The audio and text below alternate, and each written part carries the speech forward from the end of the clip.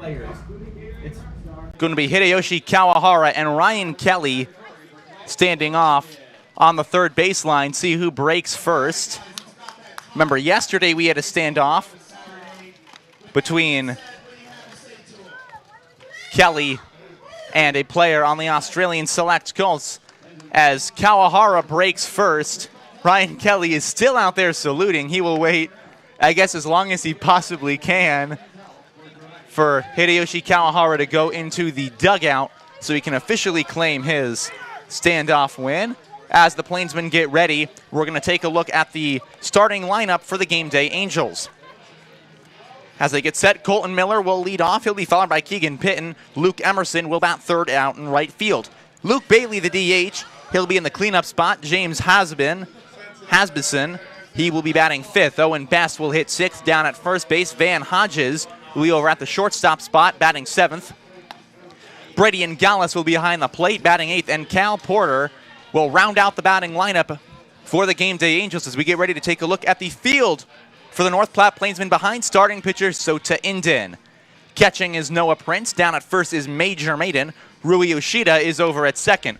Mitsuki Kono will be over at short. Kyle McConaughey down at third. And the outfield left to right, Hockmer, Knowlton, and Sam Bond.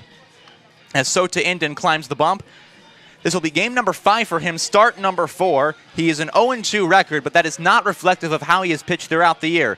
20 innings pitched, 22 strikeouts, and 7 walks. He has faced 88 batters. He has allowed just 19 hits, 3 hit by pitches. As Colton Miller, the lefty, will step into the batter's box, he will get ready to start today's ball game.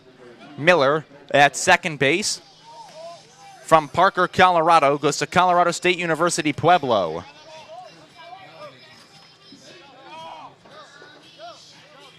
As Sota Inden settles on up. And we'll get ready for the Plainsmen to start this ball game. Miller hit .222 with 3 strikeouts against the Pioneers. They played 2 games in Gehring, and he takes strike 1 to start this ball game off.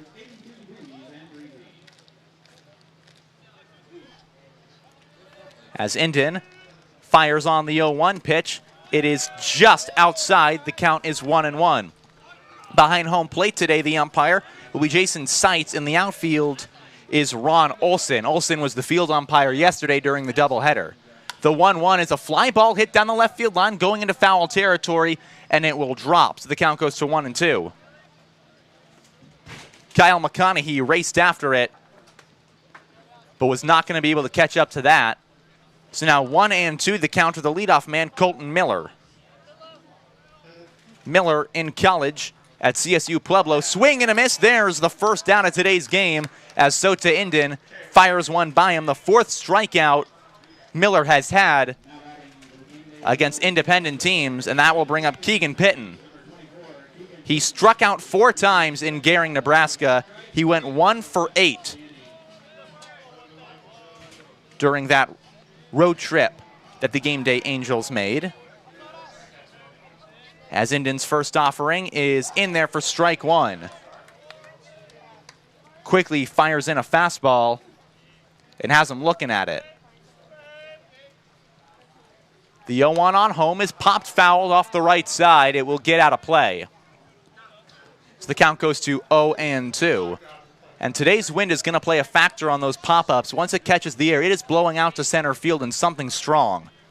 So anything in the air could carry in the outfield, and anything in the air on the infield could blow its way back into play or out of play. The 0-2 pitch is just outside.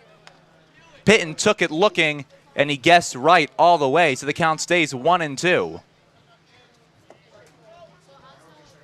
Inden with the 1-2, swinging a line drive in the air, center field, moving back as Zach Knowlton reaches up. He won't be able to make the catch. That ball's going to be back to the wall.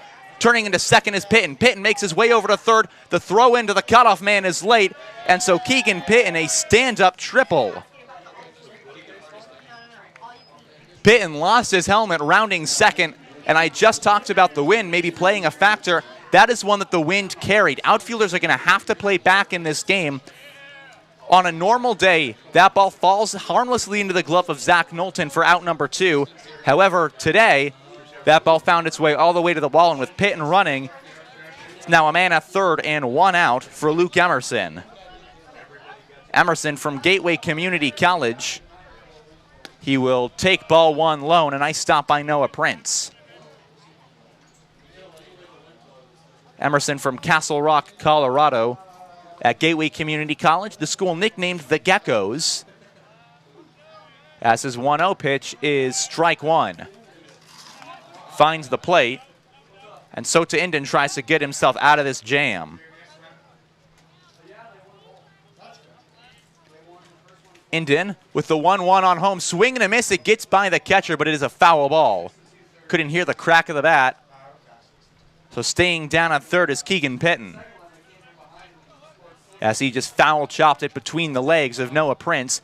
So 1-2 with 1 man out and a runner down at third here in the first, as Inden's pitch on home to Emerson is outside. So we go to 2-2, even in the count.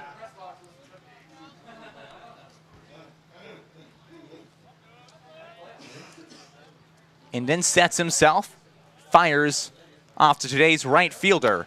It is in there, called third strike, 2 men down. Sota Inden pumps a fastball on the outside part of the plate, and he catches Luke Emerson watching. So now it's 2 outs for Luke Bailey. Bailey is listed as an assistant hitting coach on the roster for the Game Day Angels. But with college eligibility, the big righty will be the DH batting fourth today for the Game Day Angels, as Inden's first pitch took a nice pitch off of that one, so it's 0-1. The Angels trying to get in the run after Pitton tripled with 1 man out in the ball game. The 0-1 is chopped foul towards the Plainsman dugout, so quickly Inden has him 0-2. He has 2 strikeouts on 3 batters. The 1 man who didn't strike out was the triple by Keegan Pitton. On a normal day, that would have been an F8, but on a windy day like today, it's a triple. Inden with the 0-2 home. It is outside. Count goes to 1-2. Inden trying to use his fastball in this first inning and blow it by the Game Day Angels batters. He will look the runner at third. He will fire on home. Swing and a miss. He got him. Sota Inden, 3 strikeouts in the first inning. He allows a triple, leaves him where he is. We go to the bottom of the first. Plainsmen will look to take the lead. Looking to unleash your inner cowboy or cowgirl? Check out KJ's Boots and Western Wear. They will have you looking sharp for Nebraska Land days. Whether it's boots, hats, or apparel, KJ's Boots and Western Wear will have you stepping into a world of Western style. Great seats at a great price. Get them safer, simpler, and smarter with Ticket Smarter. A proud partner to the biggest names in live sports and events, including ESPN events and iHeartRadio. TicketSmarter has seats for over 125,000 live events and 48 million tickets for sale. All backed with the TicketSmarter 100% ticket guarantee. Thinking about your next great live event? Think smarter. Think TicketSmarter. Get your tickets your way, guaranteed, at TicketSmarter.com. Clear Focused Eye Care, with comprehensive optometry service ranging from exams, corrective lenses, and treatments for dry eye. Clear Focus is your one-stop shop for any visual needs you have. Check them out at clearfocuseyecare.com. A windy triple by Keegan Pitton. He's stranded on third as Sota Inden strikes out 3 batters. We make our way to the bottom of the first as we take a look at the Plainsman batting order. Mitsuki Kono will be leading off for North Platte. He'll be followed by Kyle McConaughey. Major Maiden will bat third. Sam Bond in the 4th spot. Nick Hockmer out in left field. He will bat 5th. Rui Yoshida bats 6th. Braden Zirkle, the DH in today's ball game, bats 7th. Noah Prince, the catcher, will bat 8th. And Zach Knowlton rounds out the batting order. He is in center field. As Mitsuki Kono comes up to hit, the outfield for the Game Day Angels will look like this. Left field is Keegan Pitton, center is James Harbison, and right is Luke Emerson. The rest of the fielders, Owen Best is at first, Colton Miller's at second, Van Hodges is at short, Kyle Porter is at third, and Brady Inglis is doing the catching for John Kluss. Kluss, the lefty's first pitch to Mitsuki Kono is a strike. so it's 0-1. Kluss is from Loveland, Colorado, goes to Cloud County Community College. And his next pitch on home, that'll be strike 2.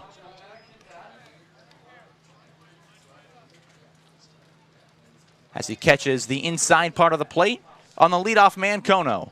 The 0-2 on home, swinging a little looping liner over to the shortstop. It is gloved, can't make a play on it, it skips in front of him. Van Hodges should have made a play on that one, but instead he kicked it off towards his side. It will be ruled a hit. So now Kyle McConaughey will come up with Mitsuki Kono on first, and Kono can run. 8 stolen bases coming into today on the season. McConaughey hitting .245 on the year, and he will take ball 1 low.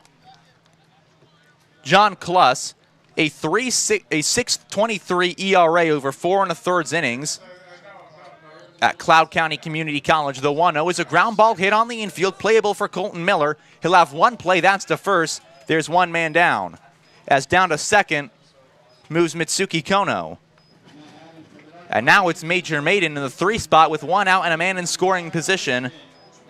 Major Maiden has been heating up a little bit lately. He started the year pretty cold, but he's 3 for his last 11 at the plate, batting .272 during that stretch.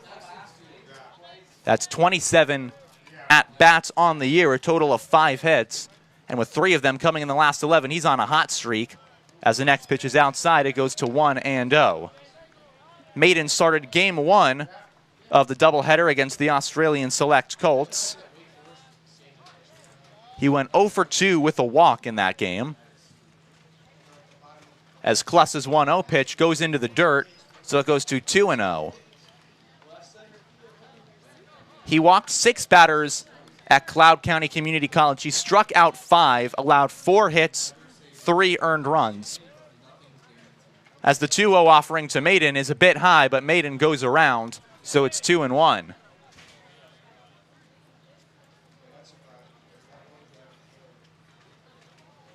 As Kluss sets to fire to the sophomore from Colorado Christian. Next pitch is a high drive in the air to right field, moving back Luke Emerson. He will watch it. He watches it. That is gone. Major Maiden, buena notte. That ball carries over the HRD bat sign. The first home run at Billwood Field by a Plainsman batter, and who else but Major Maiden. And that's what happens when you got the wind blowing out. The right fielder Emerson kept going back, but nothing he could do about it, and Maiden will wear the hat for the first time this year. And he gets the Plainsmen on the board, 2-0. Normally the dimensions here at Billwood Field are able to keep those kind of fly balls in, but with the wind blowing out, Major Maiden flexes his power, and now Sam Bond will come up to hit. Plainsmen leading 2-0.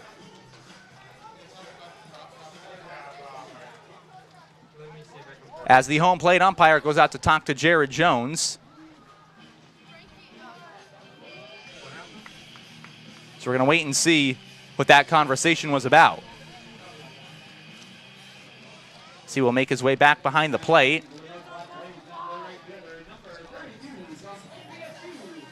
Now Sam Bond. Bond 0 for his last 5 at the dish, looking to get right. He's batting .125 total on the season. As he will take the first pitch for ball 1. Bond has just 5 hits on the year. And the 1-0 pitch, he will take it low. They will call that a strike, so the count goes to 1-1. After the home run by Major Maiden, the 1-1 pitch is fouled back. We go to 1-2.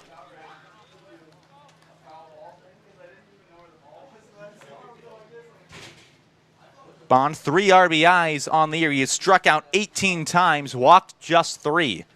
As Kluss looks to get right with the 1-2 pitch, swing and a miss. And Bond will stay at the dish with a 1-2 count. Next pitch on home, there's a little ground ball on the infield. Colton Miller, the second baseman, ranges to his left, fires it onto first, dug out of the dirt in time. There's 2 men out. the second ground ball out to the second baseman Miller here in this ball game for the Plainsmen. A nice job by him ranging the other way and throwing a ball that Owen West had to pick out of the dirt. And now it's Nick Hockmer to come up to hit with 2 men down. Hockmer batting .375 on the year, and he might be one of the most consistently hot Plainsman batters. 15 hits to this point, as he will take strike 1. He has 3 doubles out of his 15 hits. Has also shown some of the most consistent power on the year, as the 0-1 is high, goes to 1-1. Hockmer has also served as a pitcher. He has not thrown since the Plainsmen played the Pioneers in Gehring, as he will take the 1-1 outside, so we go to 2-1.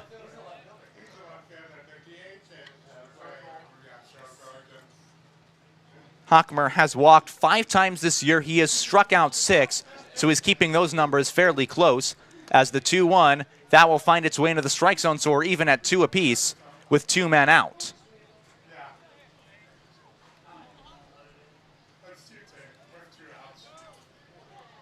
As the lefty Kluss will fire the 2-2 on home, swinging a ground ball on the infield, shot for the third baseman Porter. On to first, and there is out number 3. But Major Maiden shows the power, hits the wind, and makes it 2-0 Plainsmen off a home run. We make our way to the second inning here at Billwood Field.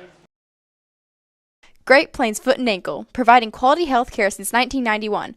Great Plains Foot and Ankle is the perfect place to go for any foot pains. And with no referrals needed, it's as easy as ever to schedule an appointment with them today. Maple Park Dental Associates has the best quality dental care and the friendliest staff. With top-notch dentists in 3 locations, you can be sure to get your regular checkups and cleaning, plus any dental care anyone in your family needs, including fillings, crowns, bridges, root canals, wisdom tooth extractions, implants, dentures, partials, straightening, and whitening. They can even help with those facial fine lines and wrinkles. Love your smile with the help of Maple Park Dental Associates, with offices in North Platte, Sutherland, and Broken Bow. Miller Coors provides beer to Bellwood Field for the 2023 season. From Coors Banquet and Light to Budweiser and other Bud products, the Plainsmen are proud to have Miller Coors provide beverages for all Plainsmen home games, and please drink responsibly. Major Maiden takes a baseball and deposits it all the way out in right field to give the Plainsmen a 2-0 lead as we make our way to the top half of the second inning here at Billwood Field. Tobias Abore along with you here on the Plainsmen YouTube channel and Citrus 3 Radio. Sota Indon makes his way out. He will face 5, 6, and 7 in the batting order for the Game Day Angels. So leading off will be James Harbison, the center fielder in today's contest, as he will come up, swing at the first pitch, a ground ball over to the third baseman McConaughey. McConaughey to first, and a nice stretch by Major Maiden, so 1 pitch, 1 out to start the second. Harbison chopped it on the ground, and Kyle McConaughey just fires it on over. So now coming up the lefty, Owen Best. He is down at first today. Best comes into this one. He will go after the first pitch, and it's a high fly ball in the air to right field, moving over. That ball will get down and get off the Sky West side at the 360 marker. Best turns his way into second. He will stop there to a 1-out double. There have been 3 fly balls hit in this game, and not a single one of them where the wind hasn't taken it. That one, the wind helped carry it to the 360 marker and blow in a double. As we see the signs in the outfield are blowing with the wind. Last night we had some strong gusts here in North Platte, 80 miles an hour when the storm rolled through. There was a strong, powerful thunderstorm that came in after that second game of the doubleheader, as Van Hodges will come up to hit. Technically, North Platte was under tornado watch for a good few hours. As the first pitch is well high to Hodges, count goes to 1-0. We were technically for the entire second game under a tornado watch. That wasn't going to really take effect until later, but it was just good to know. The 1-0 home from Indon is down low, so the count goes to 2-0 to Hodges, the shortstop. There was some question among the other interns as when to shelter. I myself at those times was sound asleep in my bed. It was about 11:30 midnight, and I was very tired. The 2-0 pitch is high, so we go to 3-0 to Hodges. That's not the first time I have slept through tornadoes. In Eastport, Maine, for the Pirate Festival, I was camping with my family, and apparently a tornado came through our campgrounds while we were asleep. I did not know until the morning when I went to get my eggs. However, no tornadoes touched down, so don't worry, Mom. I was okay. As the next pitch misses outside, Van Hodges will make his way down to first with a walk. So after a ground out, it's 2 on and 1 out for Brady Inglis. Ingalls comes into this one, trying to get something going for the Angels that they trail by 2. He normally is at catcher. Today he's at catcher, the sophomore from CSU Pueblo. Ground ball on the infield. Indian will have to check it on to first. That is in time. Runners move up 1 base. There are 2 men out. And that was definitely an excuse me swing by Inglis. He did not mean to hit the ball on the infield. He tried to check it. Instead, he chopped it out in front of the plate. So now it's the 9-hole hitter, Kyle Porter. Porter, another one, a third player from Colorado State University Pueblo. He is from Parker, Colorado, the same hometown as the Game Day Angels. As Indian's first pitch, that will be strike 1. And he throws a fastball low and away, so the count goes to 0-1. Indian comes set, and the 0-1 on home. That is in the dirt, so we go to 1-1. As he faces the 9-hole hitter, Porter. Porter at Colorado State Pueblo hit .455 on the year, and he takes strike 2. So now Sota Indian has him 1-2. Remember, he struck out the first 3 batters who got out in this ball game. The next 2 have both been ground outs. 5 for 11 was Cal Porter at Colorado State Pueblo. Indians 1-2 on home, swing, and a foul ball off the plate. He struck out 4 times with his college team, the Wolfpack. As he tries to stay alive against Sota Indian.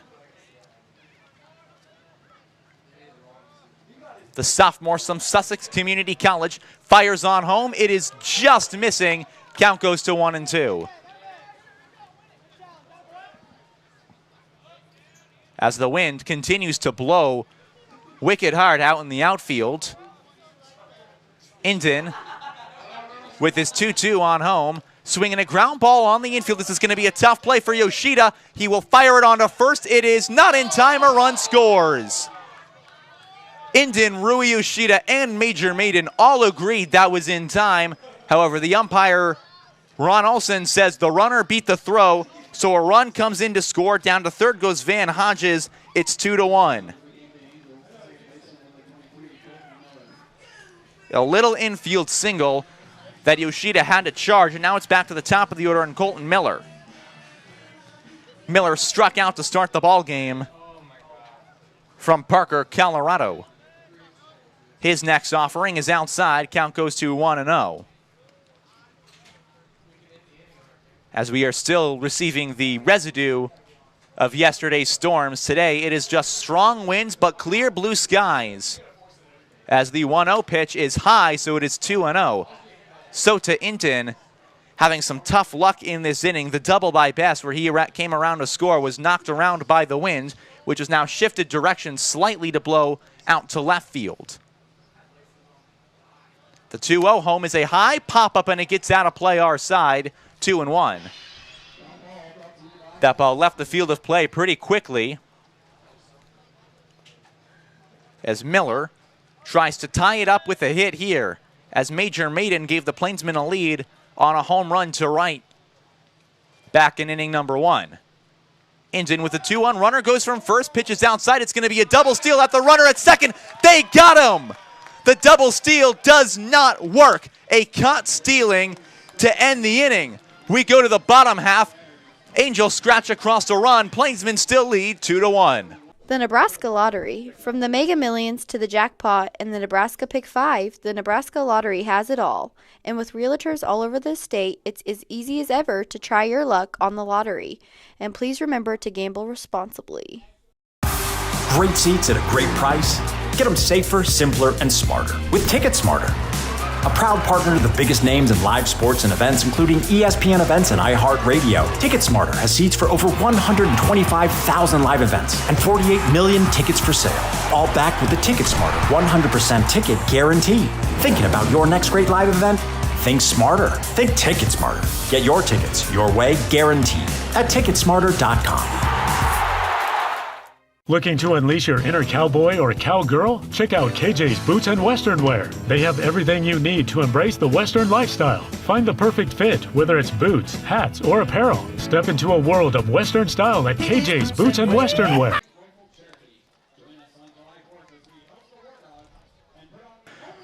We go to the bottom of the second inning. Tobias Zabori along with you as the Plainsmen lead 2-1 against the Game Day Angels here at Billwood Field. As the Plainsmen will have 6, 7, 8 coming up to hit. They took a 2-0 lead on a home run in the first inning by Major Maiden. Now it'll be Rui Yoshida, who thought he had out number 3 on a little ground ball. It would still be 2-0. However, the field umpire, Ron Olson, thought he didn't have it. So now Yoshida comes up to bat. First pitch, swinging a fly ball in the air to left field. In on it is Keegan Pitt, and he has to back up a little bit, but he will make the catch. And for the first time, a fly out in today's game. Out number 1. So far, all balls hit in the air to the outfield have been caught. Excuse me, not caught, but instead dropped. And now Braden Zirkle will come up to hit. Zirkle batting 160 on the air, but he has heated up a little bit as of late. As the first pitch to Zirkle, he takes strike 1. Thought about it, decided no, as the umpire at the plate, Jason Seitz, will call it. The 0-1 home to the DH is high, so we go to 1-1.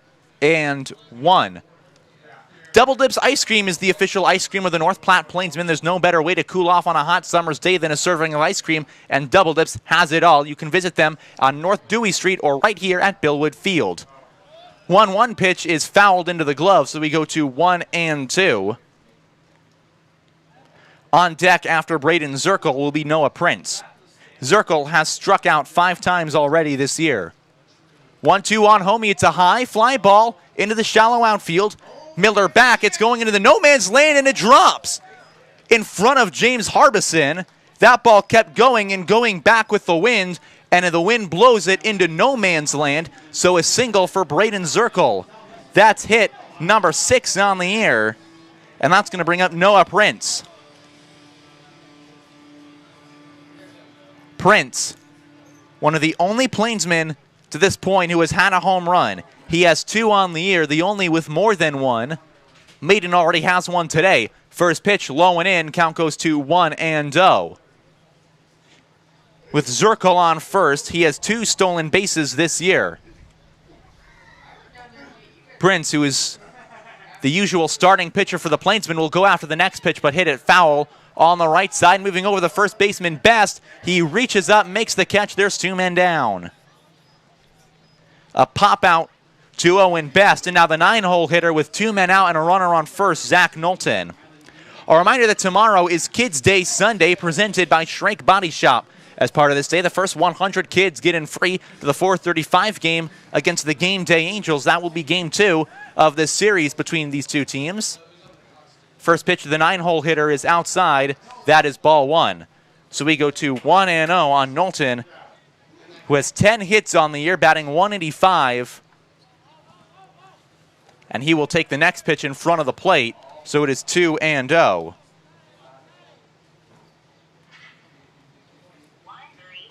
Knowlton has walked 7 times, been struck out just twice.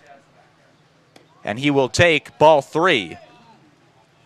And the catcher, Brady Ingales, does not like the call by Jason Seitz, but he will throw it on back. 3-0 the count to the 9-hole hitter with a man on first. Pitch on home, taking all the way, but that one is a strike. Knowlton was going to keep the bat on his shoulders regardless of where that pitch was, it felt like, trying to work a walk and bring back the top of the order Mitsuki Kono. As he swings at the next pitch, hits it in the air to right field, converging are the outfielders, sliding and making the grab is James Harbison. To end the inning, he goes sliding, so we have 2 flyouts in this inning, a single. He is left on first. We will make our way to the third. 2-1 your score. Plainsmen lead here at Billwood Field. Nebraska Land Bank. Nebraska Land provides big bank services with the benefits of a local establishment. With 3 locations in North Platte, Nebraska Land provides home loans and personal accounting services along with business service as well. At Mid-Plains Community College, we look to the future of students and their success, the future of the workforce and our community. We don't believe in waiting for opportunity, we create opportunity through a hands-on learning experience with instructors that provide one-on-one knowledge, skills, and training. Because whether you're on your way to a 4-year college or university or starting a new career, the future is you. Transform your future at Mid-Plains Community College. Scottsbluff County Visitors Bureau. Located just 3 hours from North Platte, Scottsbluff County features some of the most stunning landmarks in the state, from Chimney Rock to the surrounding hills and bluffs. Scottsbluff County has it all for your outdoor exploring dreams. On to the top of the third we go. Plainsmen leading 2-1 over the Game Day Angels, as the Angels will bring up 1, 2, and 3 to the plate against Sota Indian. Monday morning, field trip day at Billwood Field. Bring your group for an 11 a.m. game against the Game Day Angels and enjoy your morning at the ballpark, as that will be the 3rd separate start time the Plainsmen have in this series against the Angels. Today at 6:35, tomorrow 4:35, that on Kids Day Sunday, and then Monday, our field trip day at 11 a.m. As Colton Miller was left holding the bat in his hand in the 3rd as the double steal was unable to bring anybody over on a caught stealing, as there's a foul ball hit our way out of play. 0-1. Miller struck out to begin this game against Indian. So far, those are the only 3 strikeouts Indian has, was in the 1st, and now he's got him 0-2. Indian's last start came against the Western Nebraska Pioneers. That was game 1 of the doubleheader. His 0-2 home is outside, so we go to 1-2. Sota Indian went 6 1/3 in that outing, allowed 5 hits, had 5 strikeouts. However, he allowed what ended up being the winning run on first on a walk. 1-2 is inside, so we even at 2-2. So Sota was tabbed with the loss in that game, despite a phenomenal pitching performance, as now he has the leadoff batter, Colton Miller, in a 2-2 count. His next pitch on home, swinging a fly ball, hit in the air to right field, having to come in on it is Sam Bond. He will nestle under it. There's out number 1. As the outfielders starting to read the wind a little bit better, they're playing out and coming in on fly balls. That's what we saw in the bottom of the 2nd inning from the Game Day Angels, and now Sam Bond does it, and that's the first fly out recorded by the Plainsmen. So now it's Keegan Pitton coming up to the bat. He had the triple back in the 1st inning that kept carrying all the way to the 400-foot marker out there in center field. As he shows bunt, first pitch fouled off on the 3rd base side. So we go to 0-1. Pitton shows some speed, but will have to make his way back to first base as the bunt hit foul pretty much as soon as it came out of his bat in the air. On that triple, if Zach Knowlton was playing back, or had there been no wind, it likely would have been an F8. Instead, he was off on 3rd, but he was left on 3rd by the efforts of Sota Indian. As his 0-1 pitch is swung on, a little bloop shot in the infield, having to come in on it. It gets past Kyle McConaughey.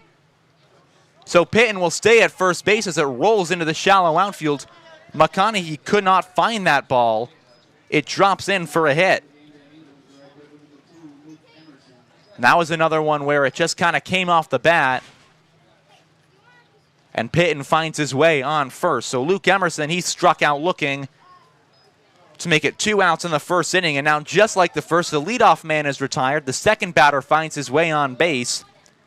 And now Sota Indin will try and settle on down and retire the next 2.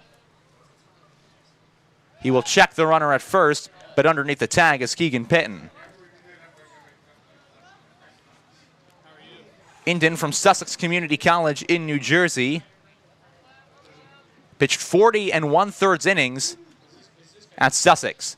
His first pitch is a line drive hit over for the shortstop, Kono. Kono goes to second, 1 out, onto first, not in time. Too speedy was Luke Emerson, so he finds his way on, but a nice turn by Mitsuki Kono to Rui Yoshida gets the lead man out, and there are 2 outs with Emerson on first for Luke Bailey, the DH, and the cleanup batter. He struck out swinging to end the first inning and leave Keegan Pitton over at third base. Indin back in the same position he was on the last batter, but now he's got 2 men down. His first pitch, that'll be strike 1 looking. As Indin has been using his fastball to get over the plate, especially early in counts here so far in this game. Check the runner at first. He will dive in beneath the tag as Sota Indin tries to keep speed off of second base. As leading, he will stay there. The next pitch is outside, and Prince will stand up and watch him back into first. At Sussex Community College, Indin started 6 games, had 2 complete games, had a 3-3 record. As his 1-1 pitch is fouled off towards the dugout, so we go to 1-2 with 2 outs, and Luke Emerson down on first base, reaching on a fielder's choice. He hit the ball to Mitsuki Kono, and they got Keegan Pitton out at second. Plainsmen would look to send it back to the top of their order for the bottom half of this inning. Indin with his 1-2 on home, swinging a line drive foul down the left field line. It just got past the third base bag as Kyle McConaughey, playing about 5 steps over from the line and about a few steps in off the grass on the outfield side. As the infield is playing at its normal depth of maybe a couple steps back, the outfield is playing back to help deal with the wind. Indin's 1-2 home is high, so we're even at 2-2.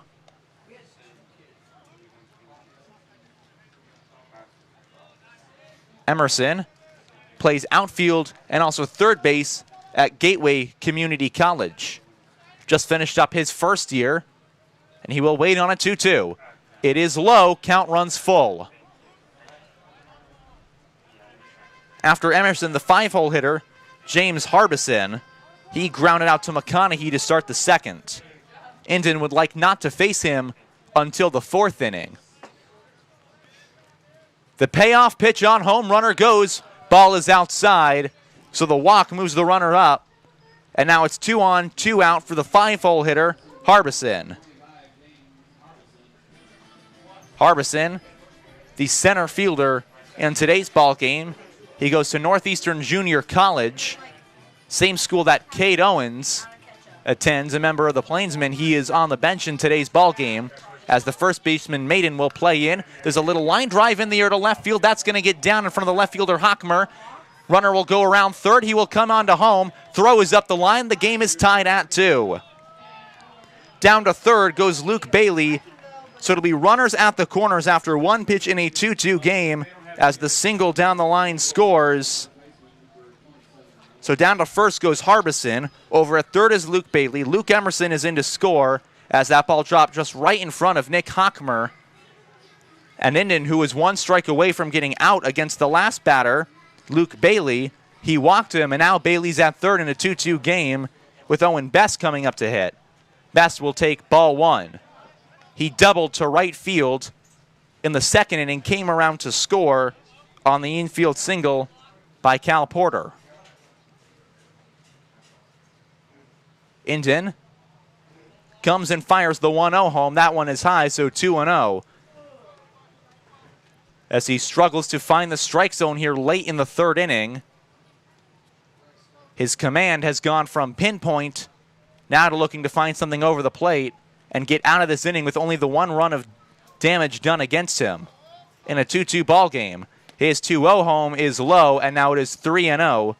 So Indon in danger of walking the bases loaded for the 7-hole hitter Van Hodges, who walked back in the second. The lefty best waits, and he will take ball 4 high. So 4 straight balls thrown by Sota Indon, and now the bases are all filled up for the shortstop Hodges. Indon, of his last 8 pitches, 7 of them were balls. The one that wasn't was the RBI single hit by James Harbison,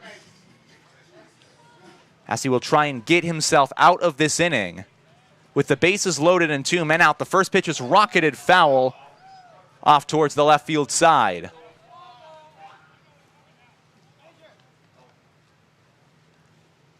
Hodges smacked that ball foul. So the count is 0-1 to the redshirt sophomore from Highlands Ranch, Colorado. Pitch on home is well inside, and it almost clipped the belt of Hodges. So we go to 1-1.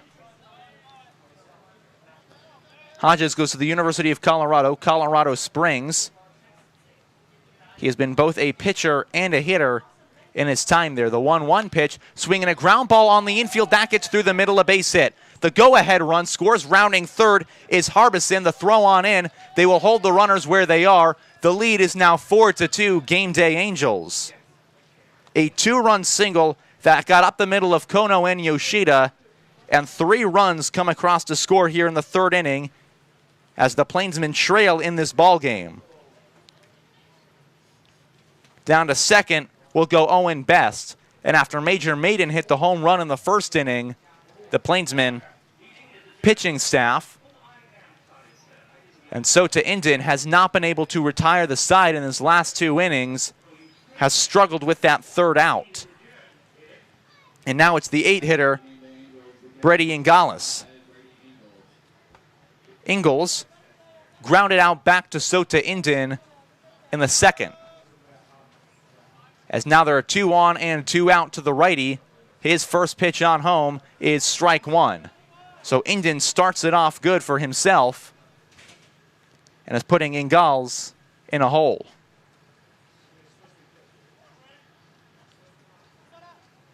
Sota Indon with the 0-1 on home, pitches low, runners hold, so it goes to 1-1.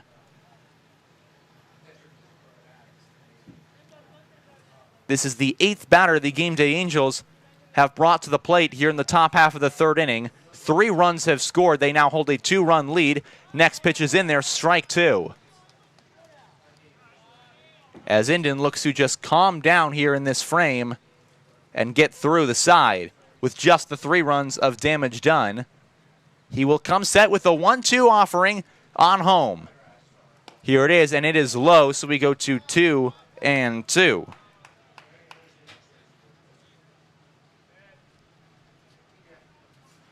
Ingalls struck out 13 times this past year at Colorado State University Pueblo. He also walked 6 times. He drove in 3 runs, and the 2-2 pitch he will take away. So a full count again from Sota Indon to an Angels batter. On deck, the 9-hole hitter, Cal Porter. He singled in a run back in the 2nd. Indon sets on up and will fire a full count offering home, taken outside, ball 4.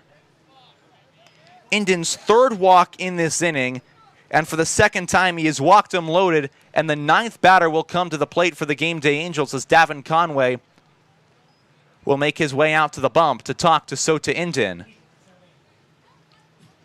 Indon got the first batter out in the frame on a fly out to the right fielder Sam Bond. The next man reached on a single. After that, it was a fielder's choice, as we're going to have a pinch runner down at first base. In for Ingales, the catcher. As Sota Indon, whose command has fallen off in this inning, he has walked the bases loaded with 2 men out. As coming on to run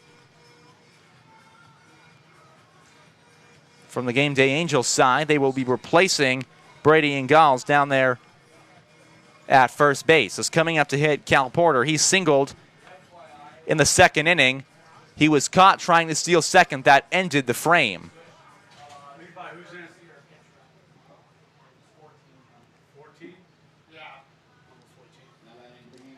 As number 14, Aiden Biaggi, will come on to be the pinch runner at first base.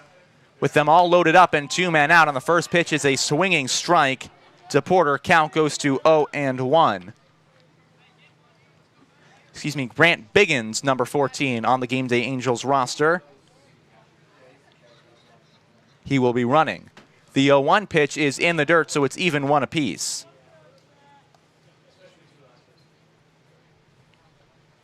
As Inden tries to end this inning with just the 3 runs of damage done and leave them loaded, Game Day Angels look to deliver on a massive opportunity here. Next pitch is in the dirt. It goes to 2-1.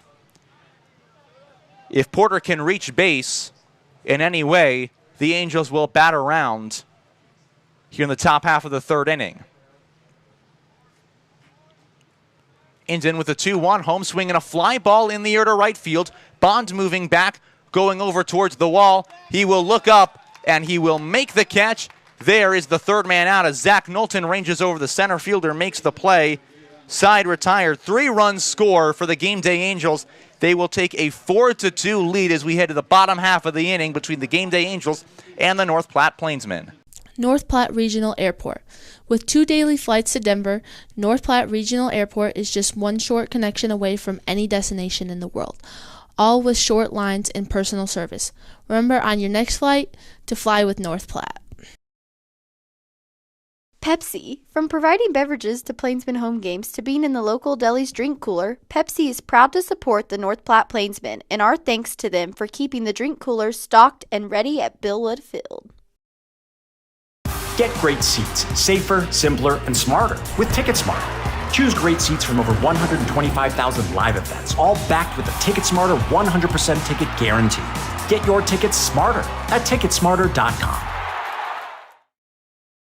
Great Plains Foot and Ankle, providing quality health care since 1991. Great Plains Foot and Ankle is the perfect place to go for any foot pains. And with no referrals needed, it's as easy as ever to schedule an appointment with them today.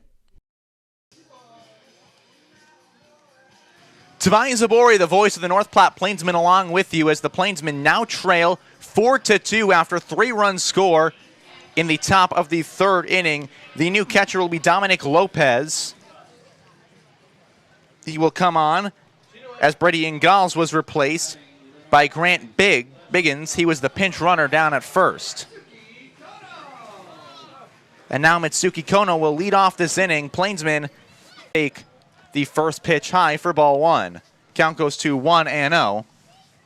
As we're going to have Nick Flores joining us on the broadcast soon, one of the new pitchers from the Plainsmen. Next pitch is outside, so the count runs to 2-0 against the North Platte team.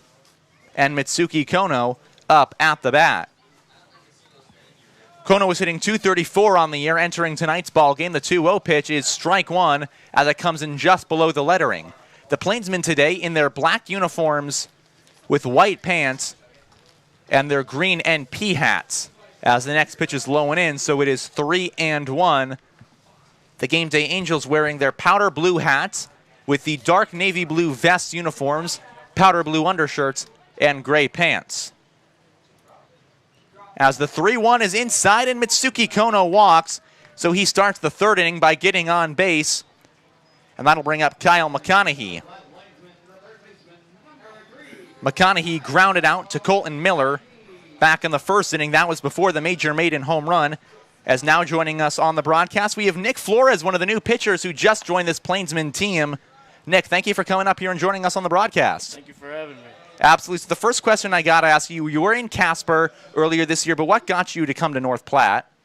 Well, I'd like to start off by saying Casper was a great experience. You know, I got to do what I love to do, which is play baseball.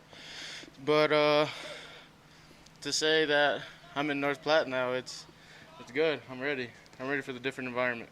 Yeah, and what's the kind of big differences between playing in Casper, especially this past year, and now coming into North Platte in a completely different league environment? I'm ready to see what this league brings. You know, it's a different league, so I'm ready to see what it brings. I've already seen what the ILB has, so I'm ready to see what this league has. Yeah, and you just got to this team yesterday, but how have you bonded with these guys so far and coming into a group of guys that have been together for about a month together? These guys, they very welcoming, very welcoming. You know, I also came in with Matt Slowick. He is also a right-hander pitcher. And, yeah, they welcomed us very, very well. Guys are cool, ready to ball out with them. Yeah, and who was the first person you contacted on this team once you knew that you were coming over to join the Plainsmen? First person was, I got to say, the coach, Jared. I mean, he was very, very excited to have me, you know. I told him on the message I was ready to be a dog for him, so I'm here and I'm ready. Yeah, and speaking of Jared, what have your interactions with Coach Jared Jones been like so far? Yeah, great coach. I mean, very, like, you can relate with him since he's, like, so young and close to us, you know, so. Yeah, good to relate to him a lot. We see baseball on the same side, so that's a good thing. Yeah, and kind of, you know, you've been in Casper the last 2 summers. What are some big differences between Casper, Wyoming, and North Platte, Nebraska? Well, I can tell you the first thing is the heat. It is hot, you know what I'm saying? Casper, Wyoming, it's when I left 2 days ago, it was about 54, and then I come here, which is now 82 degrees. It's a difference. As a pop-up to Colton Miller, that will be out number 1 in this inning. When did you make the decision that you were going to leave Casper and come and join the North Platte Plainsmen? I made that decision about 4 days ago now. It was a hard decision, but it had to be made, and glad to be here. Yeah, and you know, coming to a new town of North Platte, is there anything that you've been looking at in North Platte that you want to do in the community or just get out and experience in this town? I actually want to go visit the Nebraska Athletic Club. They're our sponsor for the gym, and ready to go check out the gym and stuff. As a line out to the center fielder, Harbison, that will be out number 2 as the runners hold. So now coming into a new team, you kind of have to start a new regimen. What does that look like, especially preparing to get out there on the mound eventually for this team?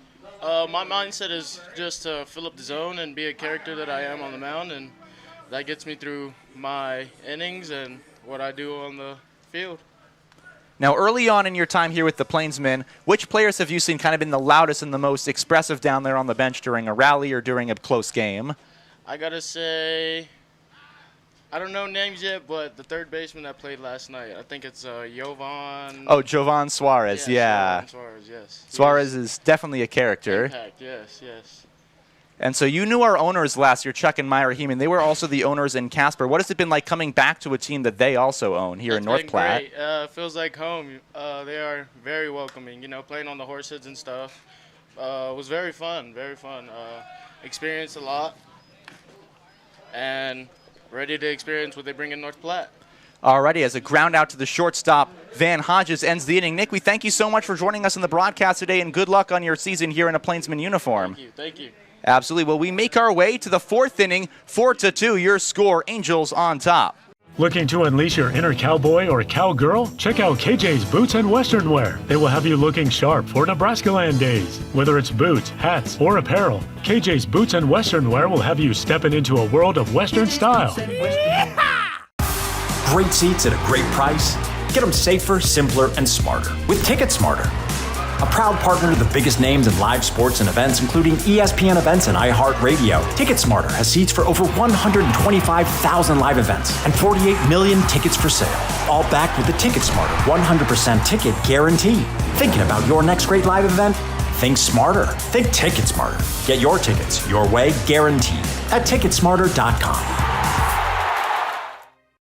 Clear, focused eye care with comprehensive optometry service ranging from exams, corrective lenses, and treatments for dry eye. Clear Focus is your one-stop shop for any visual needs you have. Check them out at clearfocuseyecare.com. To the 4th inning we go. Sota Inden still on the mound for the North Platte Plainsmen. He was able to work out of the 3rd inning with relatively little damage done, but the damage that was done made it 4-2. Game day Angels. We will now head to the top half 4th inning. It'll be 1, 2, and 3 to lead us off, as Inden will look to settle on down in inning number 4. Plainsmen trailing 4-2.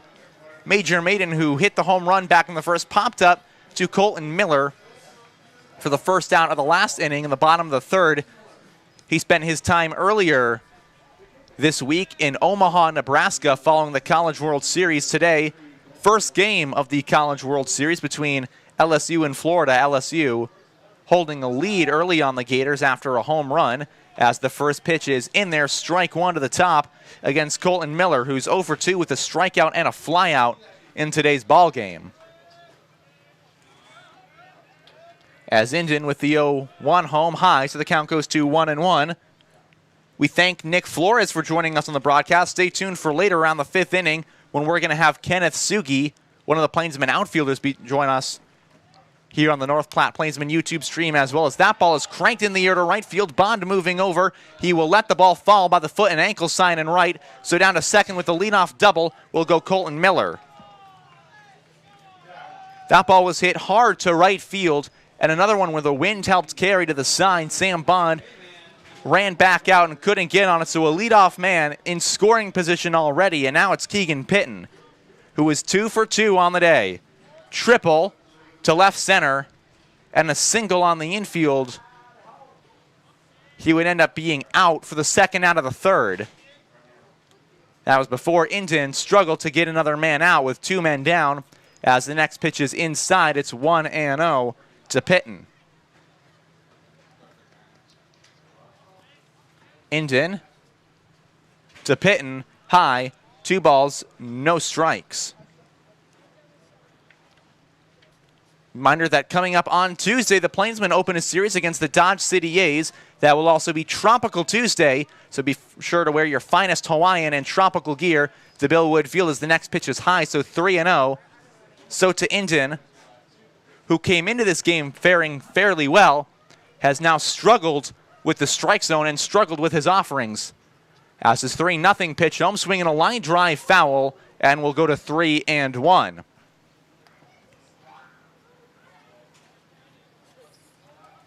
Indian trying to get out of the frame.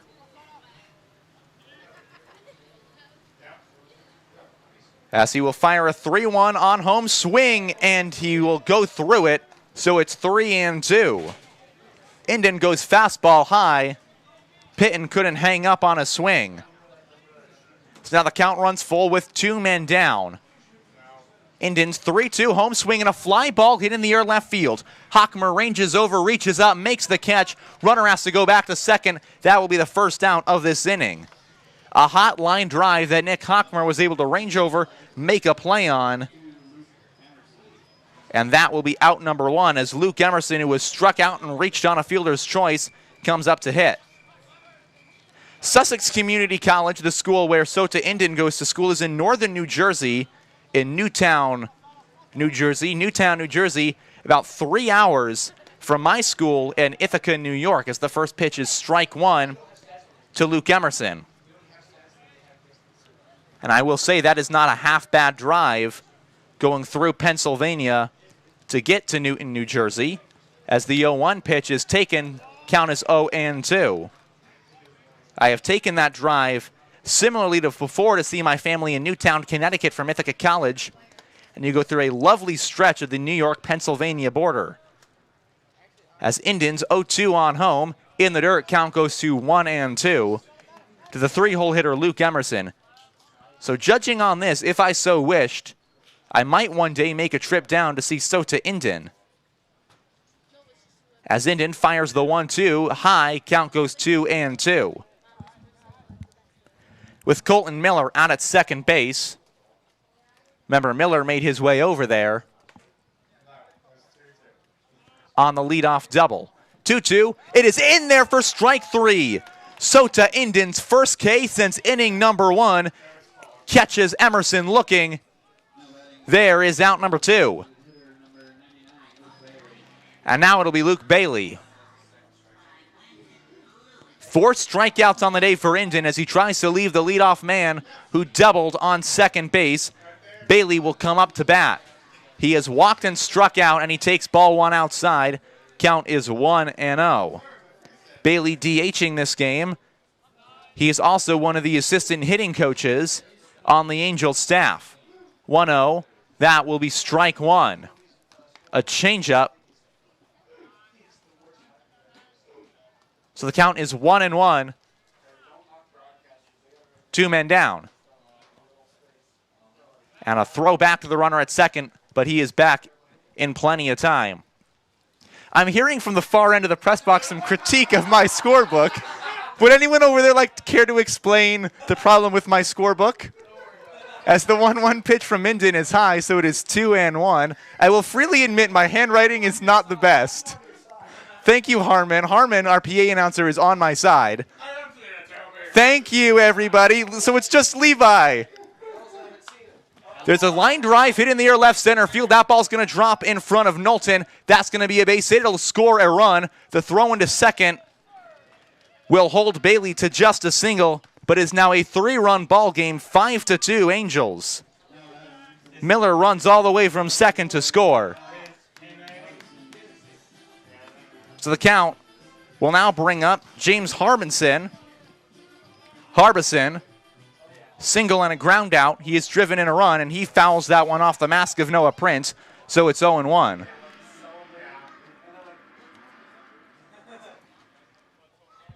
As the single by Bailey plates the runner, Inden not able to get out of the inning with 2 men out, just like his last frame. Next pitch is inside. It's 1-1. Inden has struggled with 2 men out. He did it last inning, all 3 runs plated with 2 down. He has done it this frame, as with 2 out, a single, and now a 2-1 count to the 5-hole batter, James Harbison. Indians 2-1 on home, swing and a high, pop up our side at a play, and it will just miss the press box roof. So we go to 2-2 with 2 outs. Game Day Angels leading by 3 runs. Inden doesn't like the sign from Noah Prince. He now has a better one, and the 2-2 home swing and a line drive down the line, foul into left field. So we'll stay at 2-2. Harbison turned on it, but was unable to keep it fair. As the Plainsmen do have somebody warming up, going down the line. Next pitch is, oh, that looked like a strike, but it will be called a ball. So the count runs full to Harbison. So a full count with 2 men out and a runner on. Game Day Angels lead by 3 over the Plainsmen. Pitch on home, well away. So Sota Inden continues his 2-out struggles, a walk and a single with 2 down in this frame. And that will bring up Owen Best, who has doubled and walked already in this game. 6 consecutive batters reached base with 2 men out in the last inning. 2 straight have come up in this one and gotten on with 2 men down. A run has come in to score. Now Owen Best fouls that one off behind the plate. It's 0-1.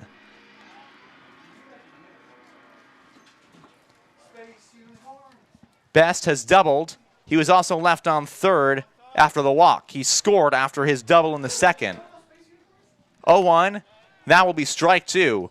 So quickly, Sota Inden has a man 0-2 in the count with 2 down to Owen Best.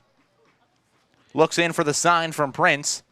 He's got it, and his pitch on home. Runners go, throws outside, throw down to third. It will skip away into left field. Coming in to score will be Bailey. Staying down at second is Harbison. So steals and then a wild throw from Noah Prince. As it skipped its way down the line, it is now 6-2 Game Day Angels. With a 1-2 count to Owen Best, and he cracks that one foul, so we stay at 0-2, at 1-2. Once again, the last 2 batters with 2 men out have come on and gotten on base, and now another run is scored with 2 outs against Sota Inden. He cannot find his way out of an inning. The 1-2 pitch fouled off again. That one barely got off the bat of Bailey. But it fouls its way to the backstop. So now 1-2, 2 outs again with a runner at second. Here's the pitch, swing, and a foul ball. That one gets off our way, so it stays 1-2. As Best keeps fouling them off and keeps alive in the count, trying to extend this inning and make it a 5-run game with a runner in scoring position. Pitch and a fly ball heading into foul territory. Moving over is McConaughey. McConaughey looks up, makes the catch, and will end the inning. But our 2 runs come across to score again for the Game Day Angels. They have 6 on the board and a 4-run lead here against the North Platte Plainsmen as we make our way to the bottom of the 4th inning. Great Plains Foot and Ankle, providing quality health care since 1991. Great Plains Foot and Ankle is the perfect place to go for any foot pains. And with no referrals needed, it's as easy as ever to schedule an appointment with them today. Maple Park Dental Associates has the best quality dental care and the friendliest staff. With top-notch dentists in 3 locations, you can be sure to get your regular checkups and cleaning, plus any dental care anyone in your family needs, including fillings, crowns, bridges, root canals, wisdom tooth extractions, implants, dentures, partials, straightening, and whitening. They can even help with those facial fine lines and wrinkles. Love your smile with the help of Maple Park Dental Associates, with offices in North Platte, Sutherland, and Broken Bow. Miller Coors provides beer to Bellwood Field for the 2023 season. From Coors Banquet and Light to Budweiser and other Bud products, the Plainsmen are proud to have Miller Coors provide beverages for all Plainsmen home games, and please drink responsibly. The Plainsmen had 2 unanswered runs in the bottom of the 1st inning off the Major Maiden home run. It was a 2-0 lead, but ever since the top of the 3rd inning, that lead has gone away, and it has been now turned into a 4-run deficit. 6-2, Game Day Angels lead the Plainsmen as we make our way. Bottom of the 4th inning, Rui Yoshida will lead it off. He flew out to the left fielder, Pitton, to start off the 2nd inning. Tobias Zabori along with you on the call. Remember, tomorrow, Kids Day Sunday, the first 100 kids will get in free to the 4:35 game against the Game Day Angels. That will be brought to you by Shrake Body Shop. As Rui Yoshida will wait on the first pitch from John Kluss, and he takes ball 1 outside. Yoshida has walked 4 times entering today's ball game. And now with a 1-0 count, he will swing and foul it off. Count goes to 1-1. Over 41 at-bats at Clarendon College. Yoshida averaged .341. That's the same school that Ryan Rollinger, the 3rd baseman for the San Francisco Giants, attended. As the pitch is low, so it goes to 2-1 against Rui Yoshida, who himself is hitting .261 on the year in a North Platte uniform. Takes outside and has it 3-1. On deck after Yoshida is Braden Zirkle, the DH. As Kluss fires the 3-1 home, high, ball 4, and a leadoff walk. Plainsmen get the leadoff man on base in the 4th inning for the 4th consecutive time. As now Braden Zirkle comes up to the bat. He singled up the middle in the 2nd inning. As now Dominic Lopez, the catcher, who came on to replace Grant Biggins as a pinch runner, will come out and have a chat with his pitcher. Braden Zirkle came into today's game hitting .160 on the year. He already has a single. He had a .400 on-base percentage. He has been able to work the walk and work it to his favor. 6 walks, 4 hit by pitches. He is not afraid to earn his way on base, as the junior from Tecumseh, Kansas, will try and turn some magic here in this at-bat with the Plainsmen trailing by 4. They trailed by 5 runs against the Greeley Grays at one point. They came back to win the game 6-5. So large deficits are not something they are too adverse to, as the first pitch is high for ball 1. Zirkle hit .185 at Highland Community College.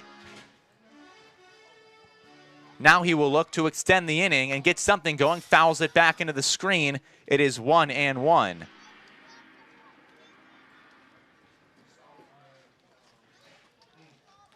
As Kluss walks the ball back out towards the mound and will settle in for his 1-1 offering home.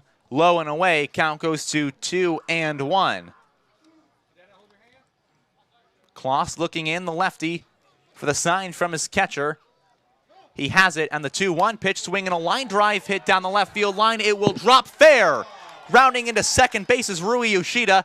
He will come into third. He will stop there. Into second goes Braden Zirkle. A double down the left field line, and the first two men have reached base for the Plainsmen to bring up the 8-hole hitter, Noah Prince. And Prince, not your typical 8-hole hitter. He has been one of the most powerful batters the Plainsmen have to this point. On the year, entering today, he was .309 with a .600 slugging percentage. He was the first Plainsman to hit a home run. That was on opening day against the Western Nebraska Pioneers. He swings at the first pitch. It's a little softball on the infield. Coming in on it is Miller. He'll make the grab. There's one man out. So one pitch, one out, and we're to the 9-hitter, Zach Knowlton. A reminder that after Kids Day Sunday, tomorrow will be Field Trip Day, Monday morning at Billwood Field, 11 a.m. start time between the Plainsmen and the Game Day Angels. And then after that, the series with the Dodge City A's will start with Tropical Tuesday, and after that is Western Wednesday, brought to us by KJ's Western Wear. First pitch is in there, strike one against Knowlton.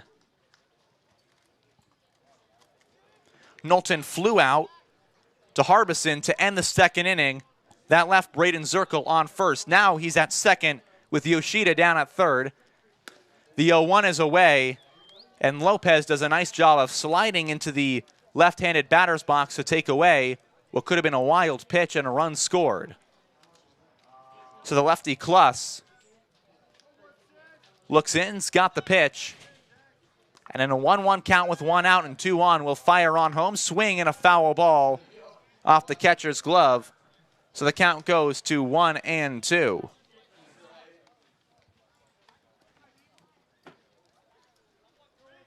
Kluss looking for two men out and trying to get out of the frame with no damage done and keep his team in the lead by 4 runs.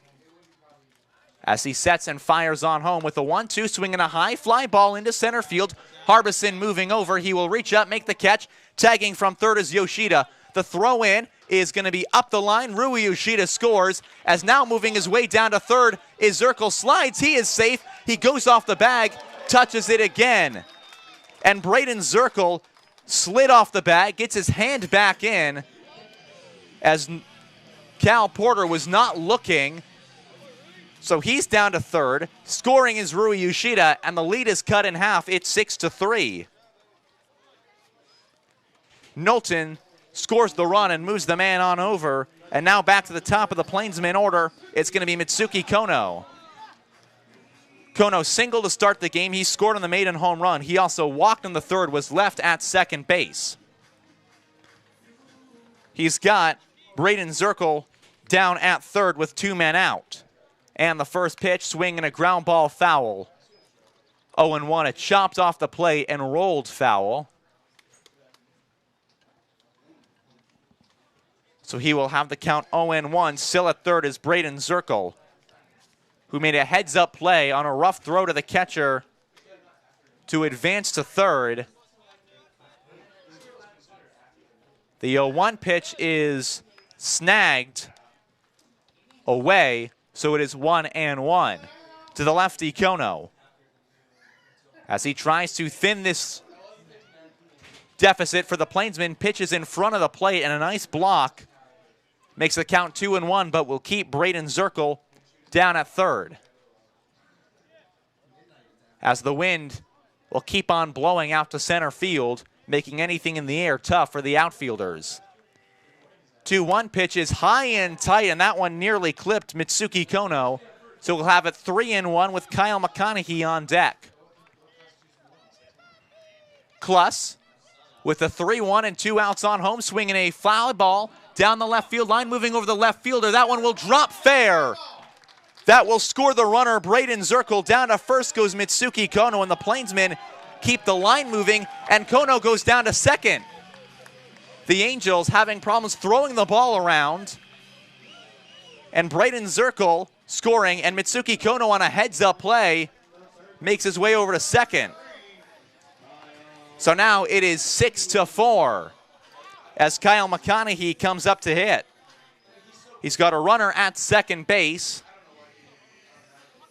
with 2 out, and now a 2-run ball game. As Kono used his speed to move up to second. First pitch is in there for a strike. The check down the runner at second all the way from home, but he is not needing to slide. Kono has a lot of speed, and he's able to put some of that speed to get into the heads of opposing catchers. He has 8 steals on the year, and he used his speed to score the winning run against the Greeley Grays on Tuesday night. Next pitch is in the dirt, gets between the legs of the catcher. He will make his way down to third, Mitsuki Kono. Not able to find it was Ingales. And Mitsuki Kono heads up, makes his way down to third, so now he's 90 feet away with a 1-1 count. McConaughey hitting, and if he can find his way on with a base hit, it would be a 1-run game with Major Maiden waiting on deck. As the offering is high and away, 2-1, and Ingales threatens to throw down to third, but he will hold on to the baseball. Mitsuki Kono is definitely getting in the head of the Angels. 2-1 home, swinging a pop-up right side, moving back is Owen Best. Now comes in on it, settles, and will make the catch. That ends the inning. So stranded at third is Mitsuki Kono, but 2-run score for the Plainsmen. It's back to being a 2-run game, 6-4 your score as we head to the 5th inning. The Nebraska Lottery. From the Mega Millions to the jackpot and the Nebraska Pick 5, the Nebraska Lottery has it all. And with realtors all over the state, it's as easy as ever to try your luck on the lottery. And please remember to gamble responsibly. Great seats at a great price. Get them safer, simpler, and smarter with Ticket Smarter.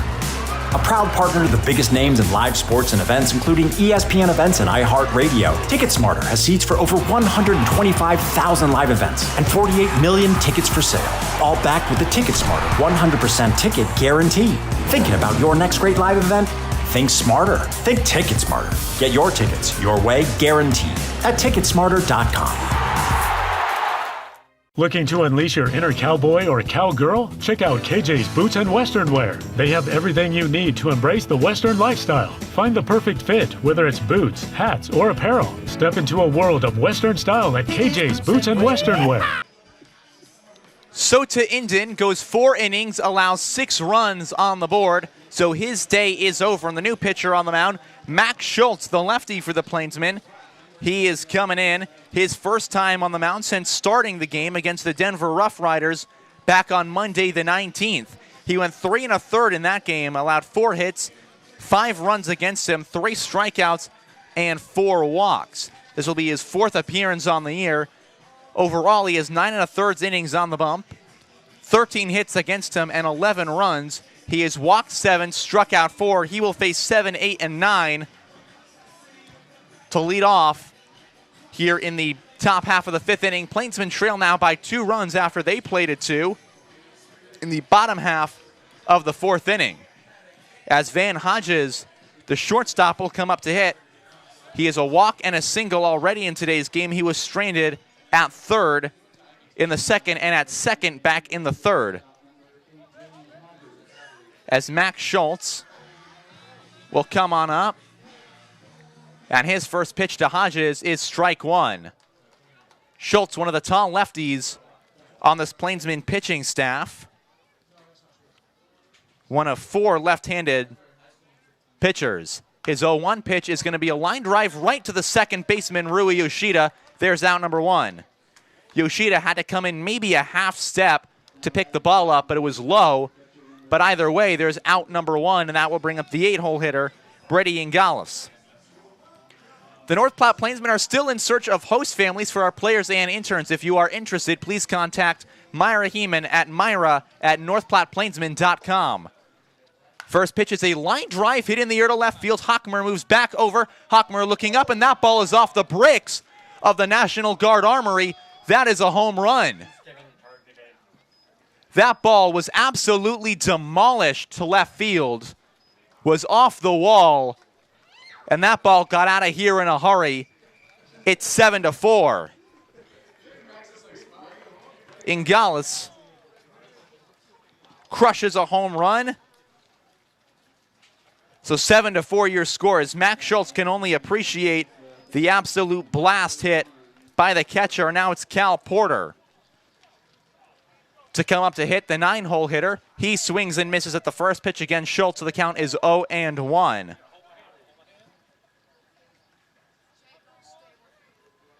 As Schultz comes set to fire to Porter, who will take ball one low and in.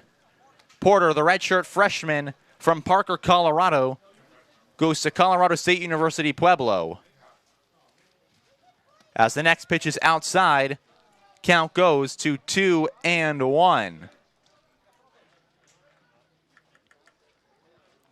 Schultz sets and will fire the 2-1 high. That will be strike two. So it is now 2-2 with one man out, a home run already in this inning.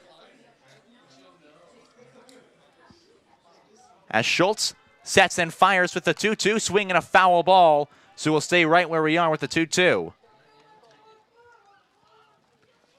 Bob McCord, an old ice hockey player from the early days of the National Hockey League, was born in Parker, Colorado. As the 2-2 is grounded back to Schultz, he will glove it onto first. There are two men down. Max Schultz takes a one-hopper back to him and throws out the 9-hole hitter. So now it's the top of the order, and Colton Miller back to hit. Miller 1 for 3. On the day, a strikeout and a double. He will take strike one. Count is 0-1. Milan Hedjuk, or Milan Hedjuk, probably more better pronounced, is from Parker, Colorado as well. Won a Stanley Cup with the Avalanche. There's a ground ball to first. Maiden will run it to the bag himself. He'll beat it out. Side is retired. But a baseball that got out of Billwood Field in a hurry, hit off the National Guard Armory, makes it 7-4 Game Day Angels as we go to the bottom of the 7th at Billwood Field. Nebraska Land Bank. Nebraska Land provides big bank services with the benefits of a local establishment. With 3 locations in North Platte, Nebraska Land provides home loans and personal accounting services along with business service as well. At Mid-Plains Community College, we look to the future of students and their success, the future of the workforce and our community. We don't believe in waiting for opportunity. We create opportunity through a hands-on learning experience with instructors that provide one-on-one knowledge, skills, and training.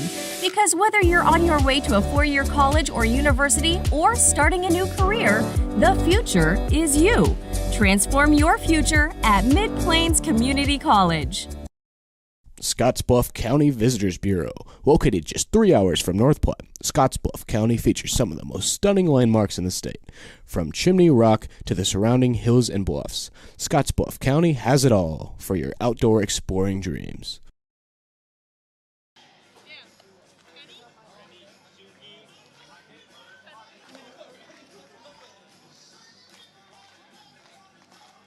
On to the bottom of the 5th inning.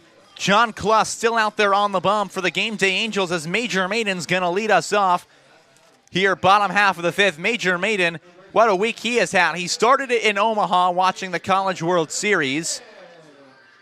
He then last night went to the concert, the Cody Johnson concert, as part of the Nebraska Land Days. And he enjoyed himself there. And now he has a home run already today. He will take the first pitch in the dirt. It is 1-0. As Major Maiden having himself some time in a Plainsman uniform.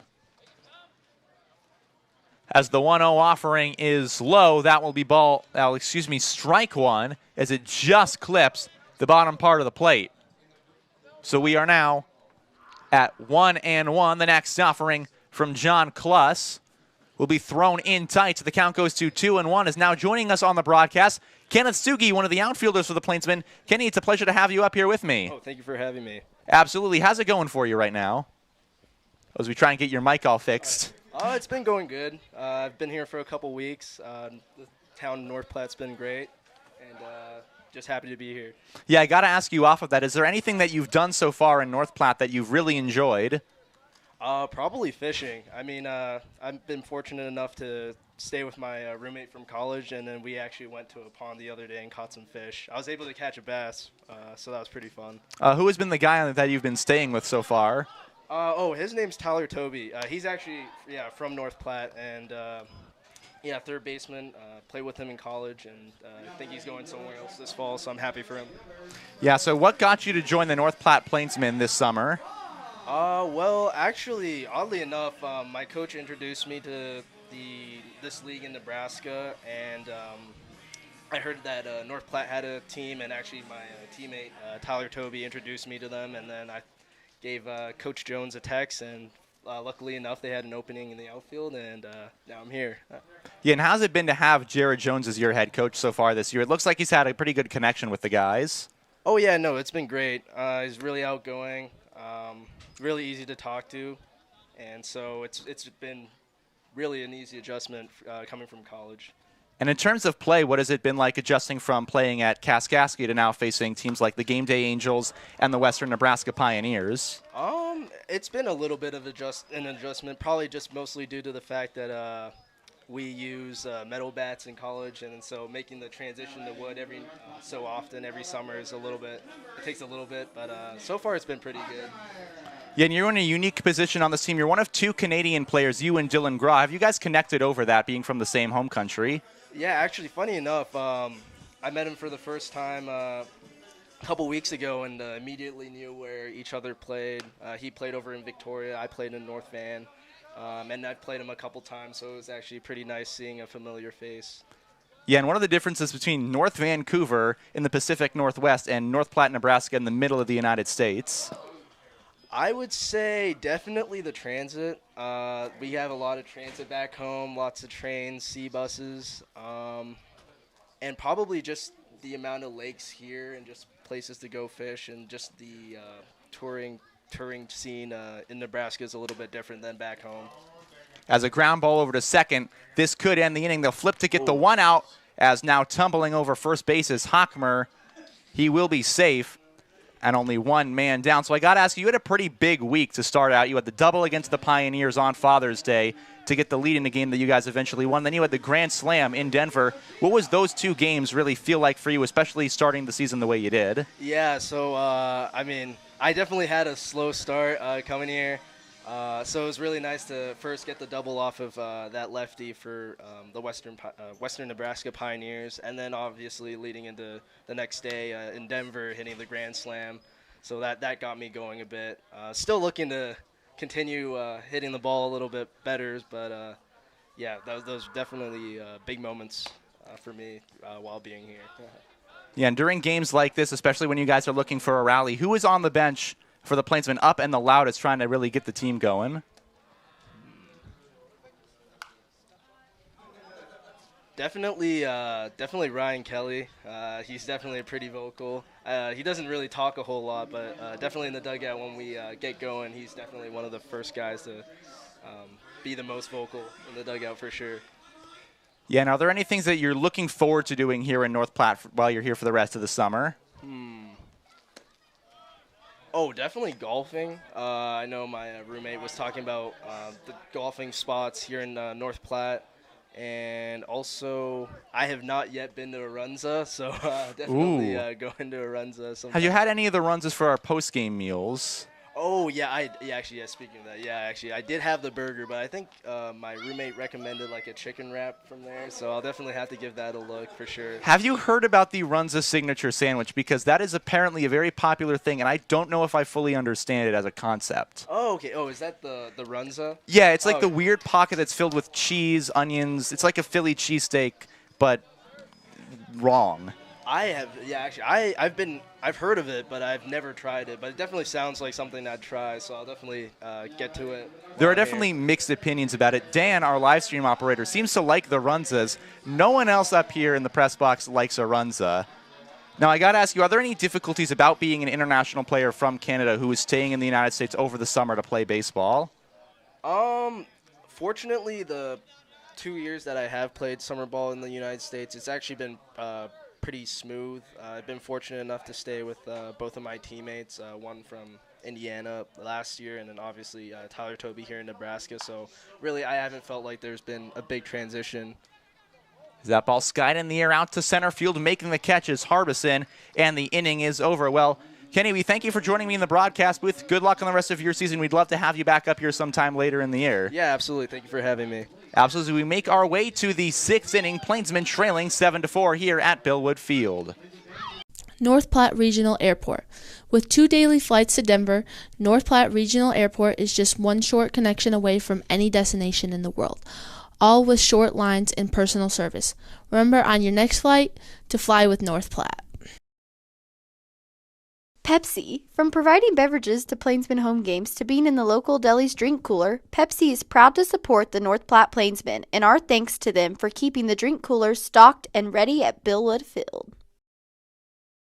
Get great seats, safer, simpler, and smarter with TicketSmarter. Choose great seats from over 125,000 live events, all backed with a TicketSmarter 100% ticket guarantee. Get your tickets smarter at TicketSmarter.com. Great Plains Foot and Ankle, providing quality health care since 1991.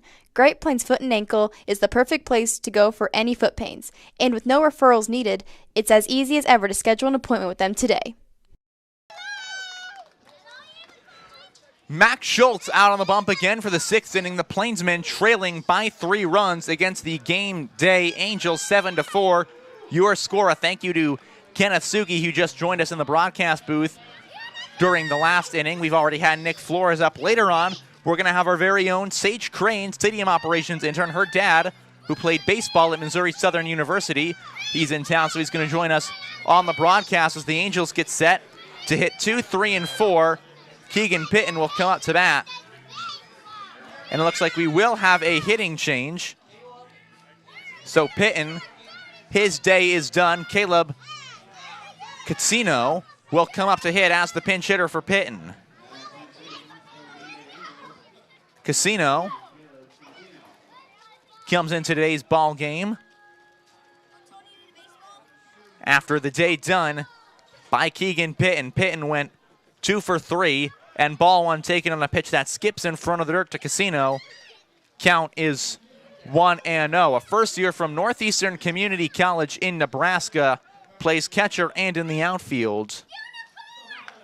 As he smacks the ball right over to the shortstop, Kono. Kono fields it on a hop onto first, dug out of the dirt by Maiden. There is 1 man down. A nice turning of plays as Mitsuki Kono catches it right in the dirt as it hops into him. He fires it onto first and Major Maiden. So now 1 out, and that will bring up Luke Emerson. Emerson, 2 strikeouts. He also reached on a fielder's choice. Emerson facing against Schultz, the batter from Gateway Community College. First pitch will be taken for ball 1, well inside. As Schultz looking on in, he's got the sign from Prince. He will fire the 1-0 on home. Swing and a miss. There is strike 1. Is your house or barn looking a little worn or something you just need to paint but don't have the time to? Then Johnny Costello Painting is your place to go. Call 308-660-6753 for more information. Johnny Costello Painting. As now one of the players for the Game Day Angels who was going down in the bullpen was in fair territory. So he will have to make his way out of play. I have no clue what he was doing by the course light sign in right. 1-1 pitch is lined in the air to left field. Hockmer moving over. He will reach up, make the catch. There are 2 men out. As Hockmer ranges over, makes the grab, and the man who was down in right field is now back by the bullpen, as now coming up to hit will be Luke Bailey. Bailey a single, a walk, and a strikeout in this ball game. As Schultz looked for the first 1-2-3 inning on the Plainsmen pitching side. First pitch on home. That one drops right into the strike zone. Count goes 2-0-1. Schultz looking in on the righty. He's got the sign. The 0-1 is outside. It'll go to 1-1. A huge thank you to John Deere and Acres Equipment, who provide the machinery needed to keep the playing surface at Billwood Field ready to go. 1-1 pitch is taken for a strike low, so it's 1-2. We definitely needed all that this weekend, as the weather, the wind, and the rain. We needed everything on this field to make it playable, and a great job by our players to get these games in. 1-2, swinging a line drive foul, so we'll stay right where we are. Again, a reminder, Kids Day Sunday tomorrow, presented by Shrake Body Shop. First 100 kids will get into the game free, so you won't want to miss this showing against the Game Day Angels. 1-2, fly ball hit in the air to left field. Hockmer and Knowlton moving back. Hockmer looking up, and that is gone. The second home run hit by the Game Day Angels against Max Schultz.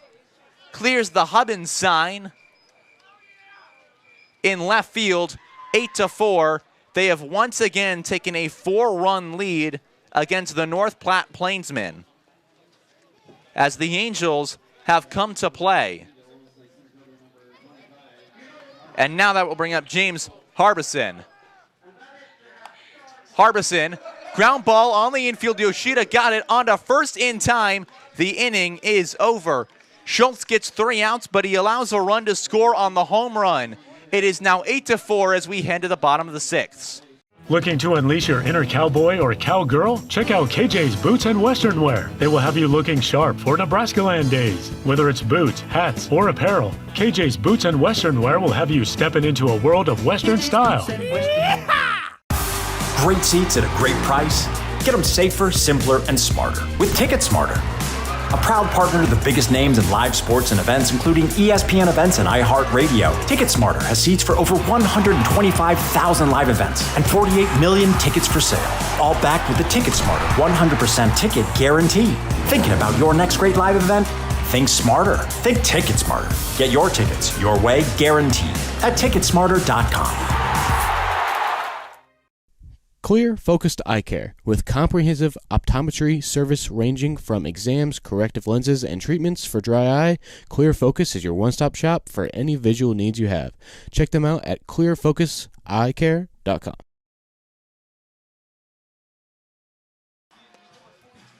John Kluss's day is done. He goes 5 innings and dominates against the Plainsmen. Allows 4 runs on 6 hits over the 5, and he will exit with a lead under his belt by 4 runs as Vincent Quintana comes out to pitch on the mound. And Quintana already an interesting choice on his part, number 42. That might be the only time this year we say that. 42 obviously retired in Major League Baseball for Jackie Robinson, who broke the color barrier with the Brooklyn Dodgers. He wore 42. The Plainsmen, well, not part of a league that has technically retired the number 42, as does the rest of baseball, honors Jackie Robinson by unofficially retiring the number, so no Plainsman has the number 42. However, the Game Day Angels do have a player with 42, and that is Vincent Quintana, who will come out to face 8, 9, and 1 here in the 6th inning. He'll get Noah Prince, Zach Knowlton, and Mitsuki Kono. Plainsmen trail in this ball game by 4 runs as Prince comes up to hit. And after tomorrow's Kids Day Sunday, Monday morning, field trip day at Billwood Field, an 11 a.m. start time between the Game Day Angels and the North Platte Plainsmen. Be sure to get your tickets at northplatteplainsmen.com. First pitch is grounded on the left side. It'll be fielded by the shortstop Hodges. Hodges on to first in time. There is 1 man out. So Quintana gets the start he wants against the Plainsmen. The Plainsmen don't get the start they want, and that will bring up Zach Knowlton to hit. Knowlton, the center fielder, has flown out twice to the center fielder on the other side in Harbison. The only difference is one of them was a sac fly. Strike 1 on to Knowlton. And after Tropical Tuesday, Western Wednesday at Billwood Field, everyone's favorite day, brought to us by KJ's Western Wear. Pitch is high, count is 2-0. 0-2, excuse me.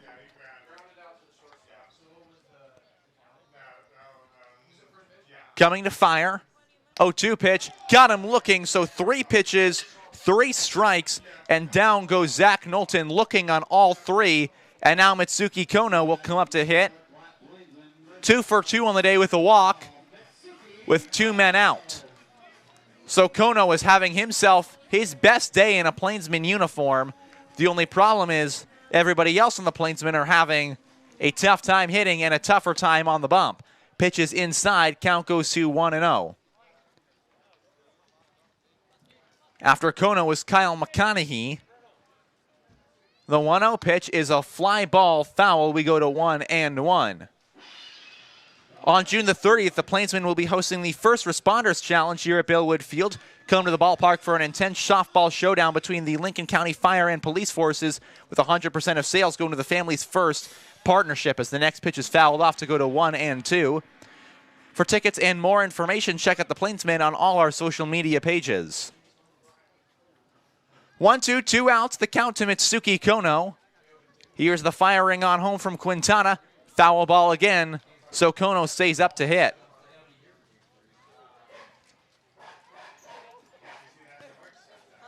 Kono, the sophomore from Makashi, Japan, he takes high and outside, 2-2.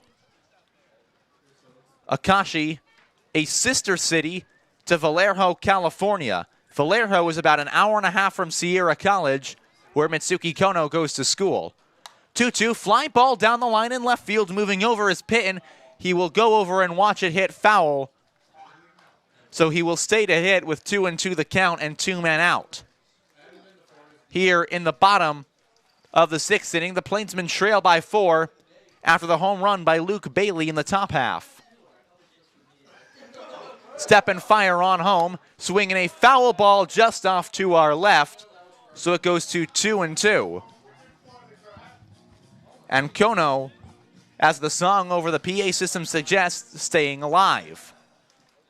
Next offering home, swing, and he chops it foul again. Mitsuki Kono has seen 3 consecutive foul balls to keep going in this count. As he tries to keep the on-base streak alive, he has reached base in all 3 plate appearances. 2 hits and a walk for him. As the pitch on home from Quintana is low, the count is full to Kono. McConaughey is on deck. With 2 outs, Plainsmen trail by 4, 8-4 here in the 6th. Pitch on home, and he takes ball 4. And the catcher, Ingales, thought that was strike 3. He was turning to go back to the dugout. He is clearly upset. So now Kyle McConaughey comes up to hit after the walk. He has gotten out twice. The only time he has reached base was an error. He will take strike 1.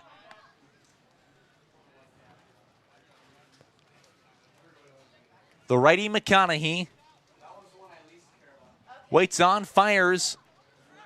Kono holds, pitches inside. Count is 0-2. Kono has used his speed to move up and get runs across in this game. The only problem is the Plainsmen still trail by 4 as the 0-2 pitch is taken in the dirt, skips out in front of the plate. Kono's going to go down to second. They can't find the baseball. So Kono uses his speed and intuition, and on the wild pitch is down at second with a 1-2 count and 2 outs. In scoring position for McConaughey, who, if he can drive him in, would make it a 3-run ball game in the bottom of the 6th. The 1-2 on home. Kono goes to third, and a foul ball on a pitch that was well high. That ball was eye level to Kyle McConaughey. He fouls it off the right side, and so he will stay at the dish, but instead of Kono at third, it's Kono at second, and still it's 1-2 count. As Quintana's next offering on home. Runner holds, ground ball on the infield. Kono shields. Porter's fire on to first in time. The inning is over. Man left on base in Mitsuki Kono. We will make our way to the 7th inning. Plainsmen still trail by 4.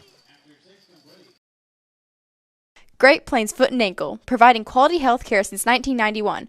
Great Plains Foot and Ankle is the perfect place to go for any foot pains.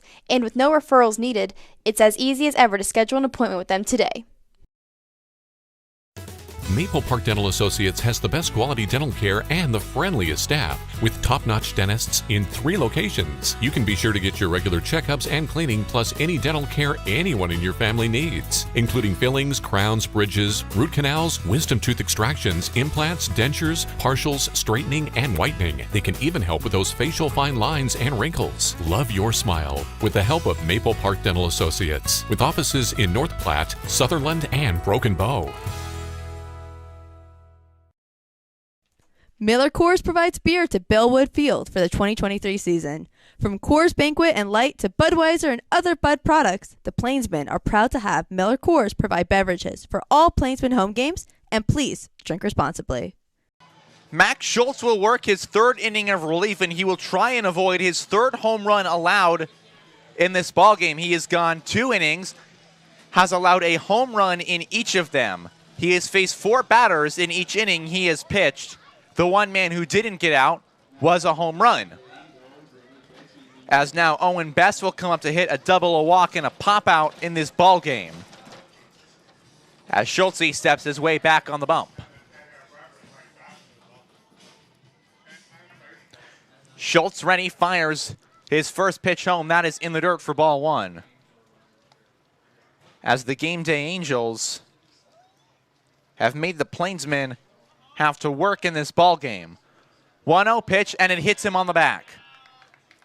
So 2 pitches into the top of the 7th, and Owen Best is already down at first. That will bring up Van Hodges. Hodges had a 2 RBI single back in the 3rd. Hodges might have my favorite name of any player right now on the Game Day Angels side. Van Hodges, I don't know why, it just carries something with it. As they're going to check the runner at first, he is back underneath the tag. That was pretty close. But he does get back just in time. Schultz fires his first pitch home. Ground ball on the left side. It will be fielded by McConaughey. McConaughey goes to the second baseman, and it is dropped. McConaughey, what would have been likely getting the first man out, it would not have likely been a double play, but either way, it was going to be close, but that's going to be an error. As he does not set his feet and fired it wide of the second baseman Yoshida, and now with 2 men on, it's going to be Brady Ingles. Ingles with nobody out, and time is called. Schultz has his sign. He will fire, and that one is well away, so the count is 1-0. Max Schultz in relief, trying to stem the tide, has struggled. His 2 runs allowed. It was a 2-run game when he came on. It's now a 4-run game, 2 on and nobody out. As Schultz's 1-0 pitch home is swung on and missed. Count goes to 1-1. Schultz had 2 innings pitched of shutout ball against Indiana Tech University.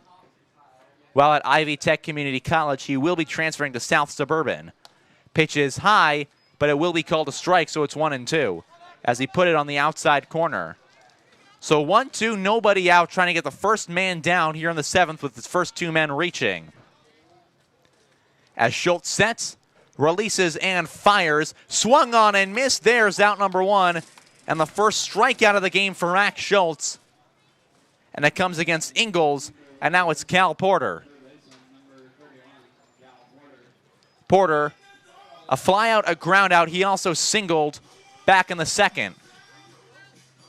As Schultz trying to settle on down, have his first clean inning of no runs. There's a swing and a miss. Count is 0-1. To Porter. The sophomore from Colorado State Pueblo, out of Parker, Colorado, swings and it's a little looper. That will get over the head of the second baseman. Runners are going to move up. The man at second best did not get a good jump, but he will round third, head on home. Hanging on to it was Yoshida, so they will not have a chance to get the runner best, and down to second goes Cal Porter. He singles in a run, moves up to second, down to third goes Hodges. Scoring is Owen Best, and make it 9-4 Rough Riders. Excuse me, Game Day Angels. I was having flashbacks to Monday's game. That one was also against a Denver area ball club that Max Schultz came in on. And now back to the leadoff man and Colton Miller. Miller takes ball high. It is 1-0. The Plainsmen, who have played their last few games extremely close, are now facing their first large deficit since facing the Pioneers on Saturday last week on the road, as that ball is grounded foul. Count goes to 1. Oh, and that one is high and it hits the helmet of Miller, and he appears to be okay. He will make his way down to first. So a hit by pitch loads the bases, and Max Schultz will have to work his way out of this jam. Plainsmen trailing by 5. Summertime is the outdoor movie season. The Plainsmen have you covered. July 1st, a double showing. Excuse me, it'll just be Cars on July 1st, shown here on the big screen at Billwood Field. For more information, go to northplatte.plainsmen.com, as that ball is thrown way away, clanged in the dirt. Runner scores on a wild pitch, the wildest of wild pitches. So it's 10-4 Angels. Runners all move up a bag as Schultz uncorked a ball that clanged way in front of the plate. And now Davin Conway is out to talk to him.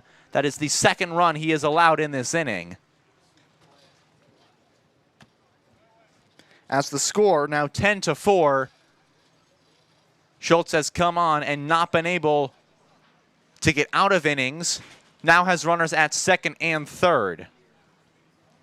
Baseball is America's pastime, and what better way to celebrate Independence Day than joining us on July 4th as the Plainsmen take on the U.S. Military War Dogs, of a team of active military personnel brought to you by Nebraska Land Bank. The Plainsmen will be wearing special 4th of July uniforms, and they will be auctioned off after the game with proceeds supporting Operation Christmas Card. And stick around after the game for North Platte's only 4th of July fireworks show, all at Billwood Field. As Conway will make his way back to the dugout, Schultz on a 1-0 count to Caleb Cancino,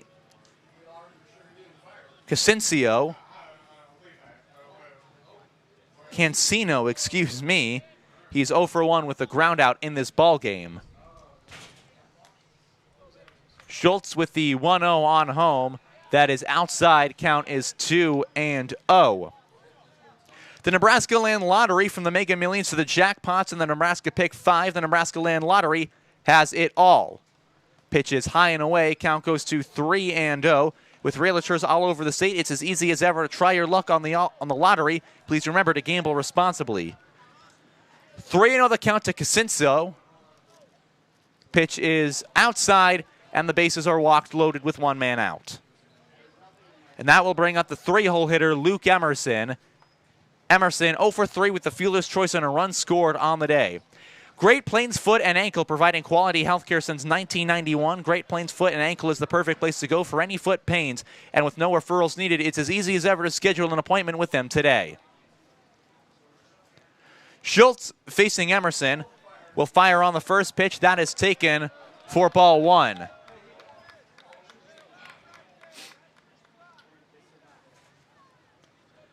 Schultz, a 1-0 count to Emerson as this ball game continues to slip away from the Plainsmen. Pitch is taken low. Count is 2-0.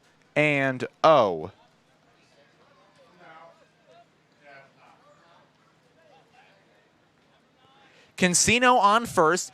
Miller at second. Porter down at third. The 2-0 pitches rocket in the air to left field. Hockmer stays right where he is. He can't find it in the sun.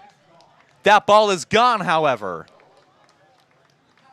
It doesn't matter that he lost it, and that's a grand slam. 14-4 your score. The third home run in as many innings pitched that Max Schultz has allowed. The first two were all solo Johnsons that one, some branch work against them. And a 4-run home run, grand slam, as the Game Day Angels have gone out and done yard work against the lefty, and that's going to be his day. He will make his way back to the dugout. Only one man retired. 6 runs have come on to score. We're going to take a quick break. When we come back, the pitching change at Bellwood Field.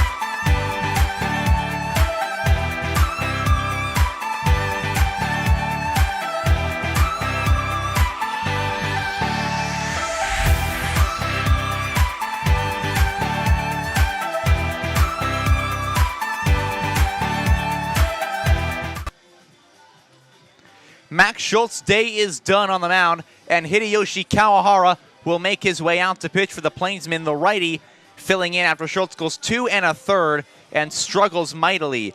He allowed 6 runs on 4 hits. He allowed 3 home runs, one of them the grand slam. That made it 14-4 Angels. As we make our way now, it's going to be back to Luke Bailey, the DH.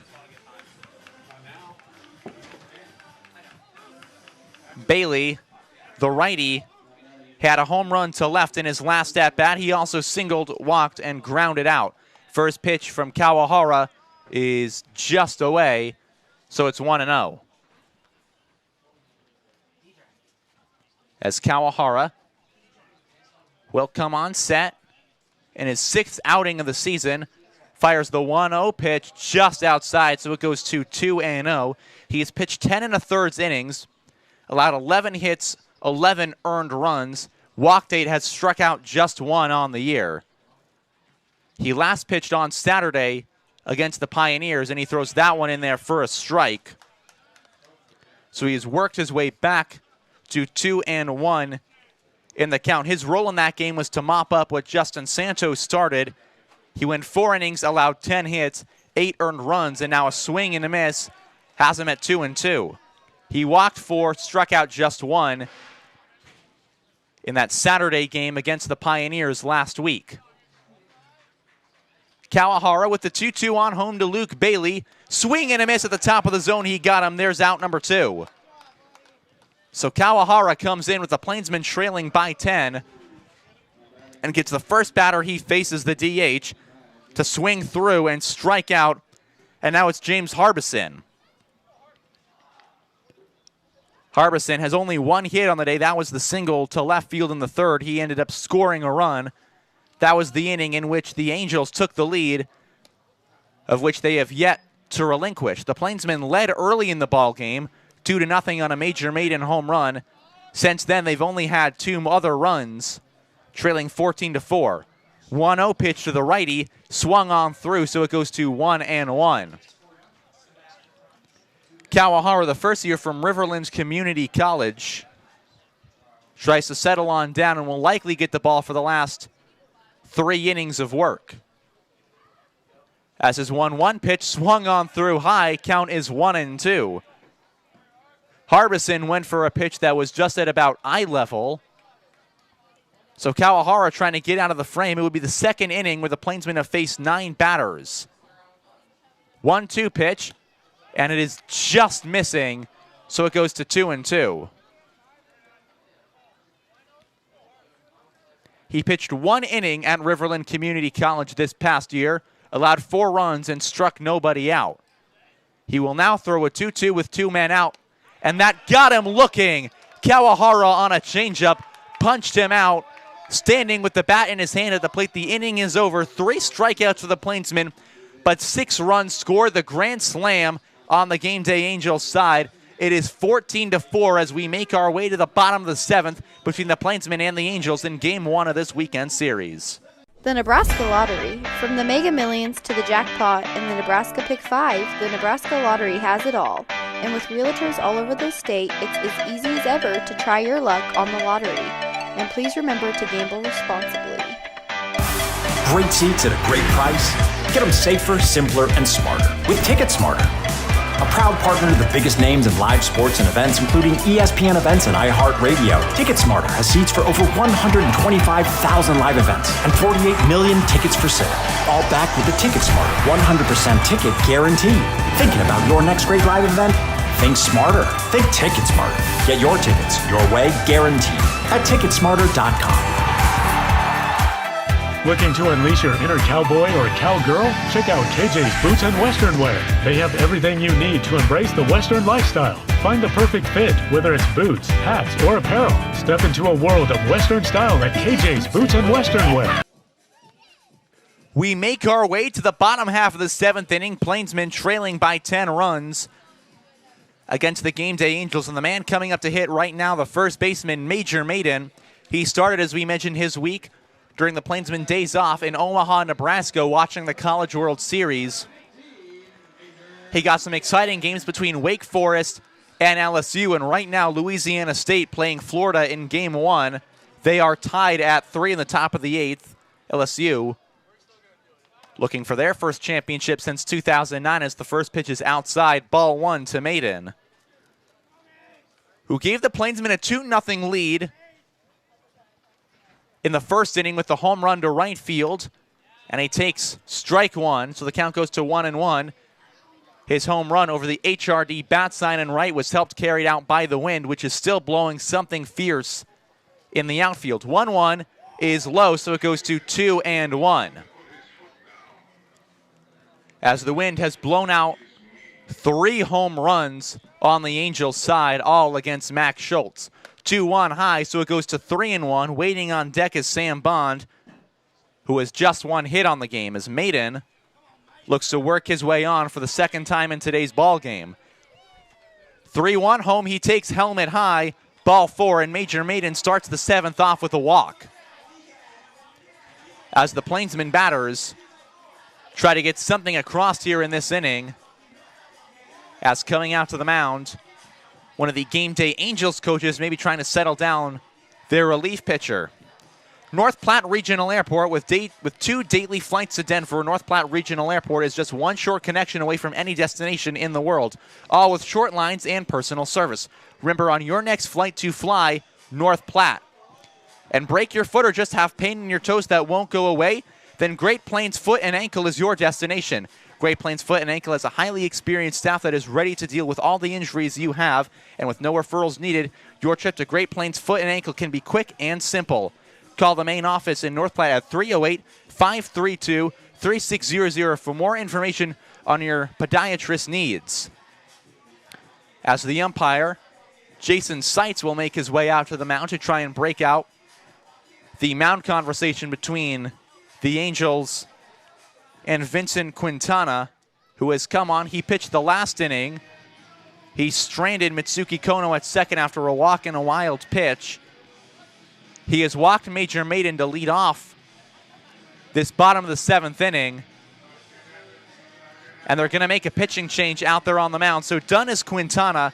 He goes an inning and a third on the bump, but he will make his way back to the dugout as a lefty will make his way out of the Angels bullpen. We're going to take a quick break during the pitching change. When we come back, the new man on the mound for the game to the Angels. Plainsmen trail by 10, but have a man down at first here in the bottom of the 7th.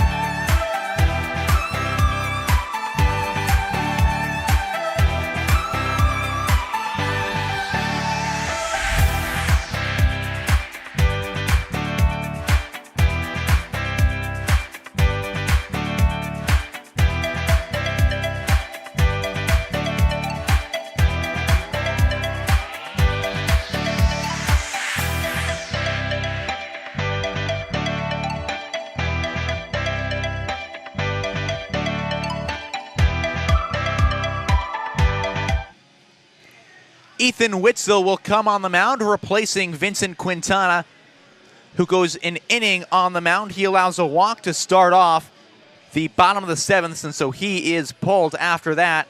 He allows 2 walks, has a strikeout, no hits, no runs, and now Sam Bond will come up to the bat. Witzel, a sophomore from Augustana College, the lefty, on the mound from Parker, Colorado. Sam Bond, 1 for 3 on the day, a single. He was part of the fielder's choice that Hockmer hit, taken out 4-6 as he fouls that one off. Gets off on the right side and hits off for an 0-1 count. Maiden is on first after he walked. That was against Vincent Quintana. He was pulled right after the walk. As Witzel's next pitch finds its way low, just missing the strike zone, so it goes to 1-1. Witzel did not pitch in this last season at Augustana. As he will set and fire the 1-1 home to Bond. It is high, goes to 2-1. Sam, the brother of Tucker Bond, both on this Plainsman team. They are from Georgetown, Texas, the hometown of Nolan Ryan. Some baseball royalty back home as the 2-1 pitch is well high of Sam Bond's helmet. So he will wait on it in a 3-1 count. Who came into this game a 125 average with 18 strikeouts to his name. He is yet to strike out today. 3-1 count, and he will work a walk. So Bond, his second walk in the last few days, his 4th on the year. Down to second goes Major Maiden, and back-to-back walks get the Plainsmen started here in the 7th, as now that'll bring up Nick Hockmer. 2 groundouts, and he's also reached on a fielder's choice. He has yet to hit the ball past the infielders and into the outfield. As the Plainsmen have stranded 6 men on base already to this point in this game. First pitch on home to the lefty, Hockmer from the lefty. Witzel is fouled back, so it goes to 0-1. Hockmer from Fort Wayne, Indiana. Spent his last year at Ivy Tech Community College. And on the 1-0 pitch, takes a pitch well high of the strike zone, so it goes to 1-1. Another pitch thrown by Witzel that misses the zone and misses the zone high. In his last 2 batters, he walked Bond, and that was the count even to Hockmer. 1-1 pitch, bounces in the dirt in front of the plate, gets away from the catcher, but a nice job by Ingalls.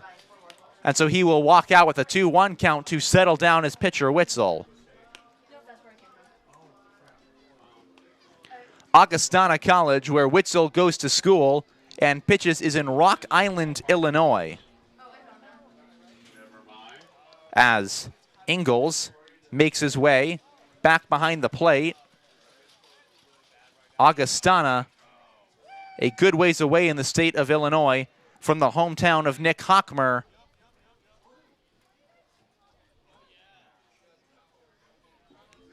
As he will wait on a 2-1 count after the last pitch bounced in the dirt. That is high. It goes to 3-1. So after he fouled the first pitch off, the next pitch was well high. The next was low in the dirt. And then Witzel threw the next one high again. So it's 3-1 with nobody out. Now a pitch away from loading the bases against Hockmer. Pitch swung on, hit in the air to right center field, moving back Emerson and Harbison. He will look up. It will get off the wall. Down into second goes Maiden. He is trailed right behind him by Bond. Bond is right in front of him. The throw gets away from the third baseman. Going in to score is Hockmer. Hockmer will score inside the park home run off of some errors. And the Plainsmen make it 14-7. Maiden was running all the way, but he held up on the flyout. Sam Bond was a lot more bullish on that one, was running. He was a couple of steps behind Maiden. Hockmer came in trailing, and he was right behind Sam Bond. They almost got caught between second and third as Bond stopped on third. Hockmer halfway between second and third. The throw to third got away from Cal Porter. So Hockmer was able to score. And now a strike called on Rui Yoshida. That might be the weirdest play we have seen today, and the weirdest play the Plainsmen have had all year long, as the 0-1 to Rui Yoshida is going to be grounded right back to Witzel, and he will underhand it on to first, so the first out of this inning. But the Plainsmen, on the wildest of sequence, score 3 runs, as it looked like they were going to have 2 outs on the play because of the way Maiden was being tailed by Bond and then having runners hung up between the bags, but they scored all 3. Now Braden Zirkle comes up with 1 man out. First pitch to Zirkle, he hits that one down the line. It will be a foul ball. So it is 0-1. Zirkle has a single and a double already in today's game. He is also flown out to Harbison. As the righty Zirkle, who has been DHing today, he also DH'd his last game. He will take the next pitch, so it is 0-2. And Witzel, who came in relief of Quintana, he allowed a walk, then the crazy pitch that ended up with all runners scoring, has now settled down a ground out and will throw the 0-2. It's going to be a foul ball getting out of play off the right side.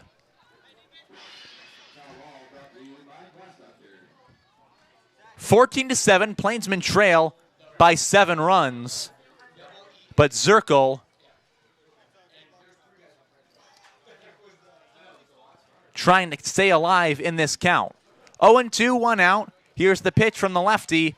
He will take high, 1-2.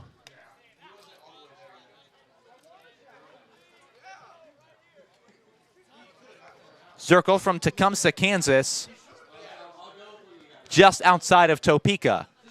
He will wait on the 1-2, and he hits that ball in the air to right field. Moving in on it is Emerson, who will make the catch, and now 2 men are out. And that will bring up the 8-hole hitter, Noah Prince. So after the first 3 batters reached and found their way home in one sequence, Noah Prince will hit with 2 outs in the bottom half of the 7th inning. As the Plainsmen have already scored 3 runs, trying to take away as much as they can here in this deficit against the Game Day Angels. Prince has popped the ball up twice on the infield, once to the first baseman Best, the other time to the second baseman Colton Miller. He is also grounded out. So just like Hockmer in his last at-bat, he is yet to move the ball past the infield dirt. First pitch is well high, count is 1-0.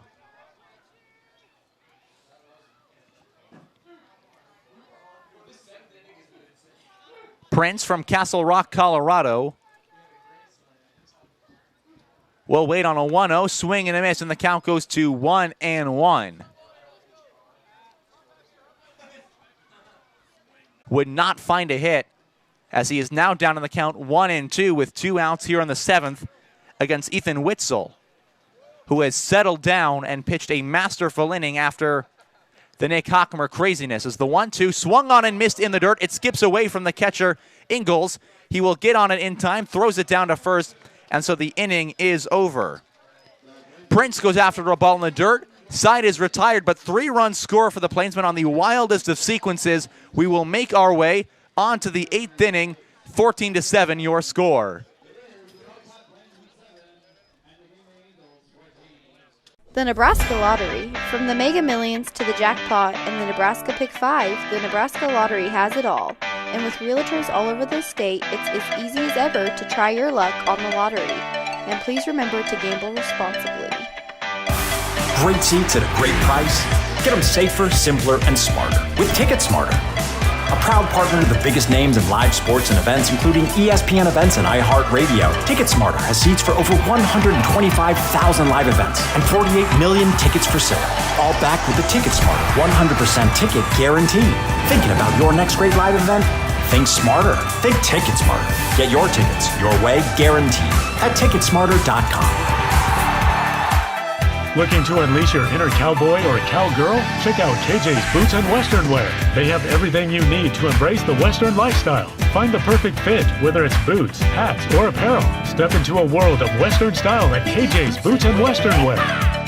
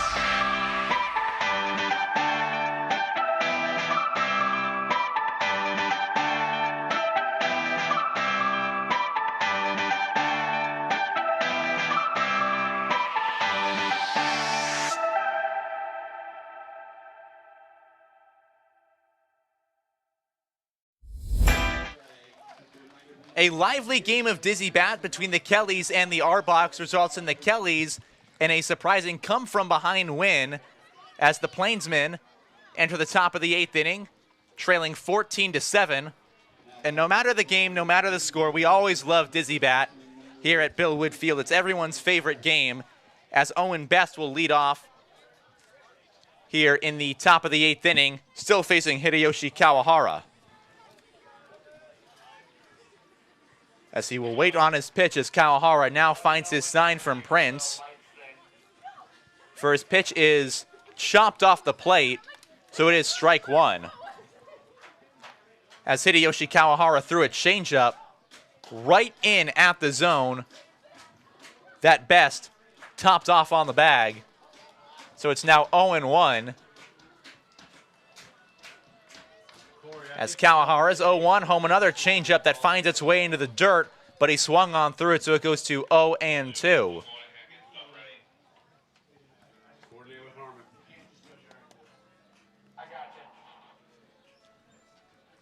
Coming set, Kawahara.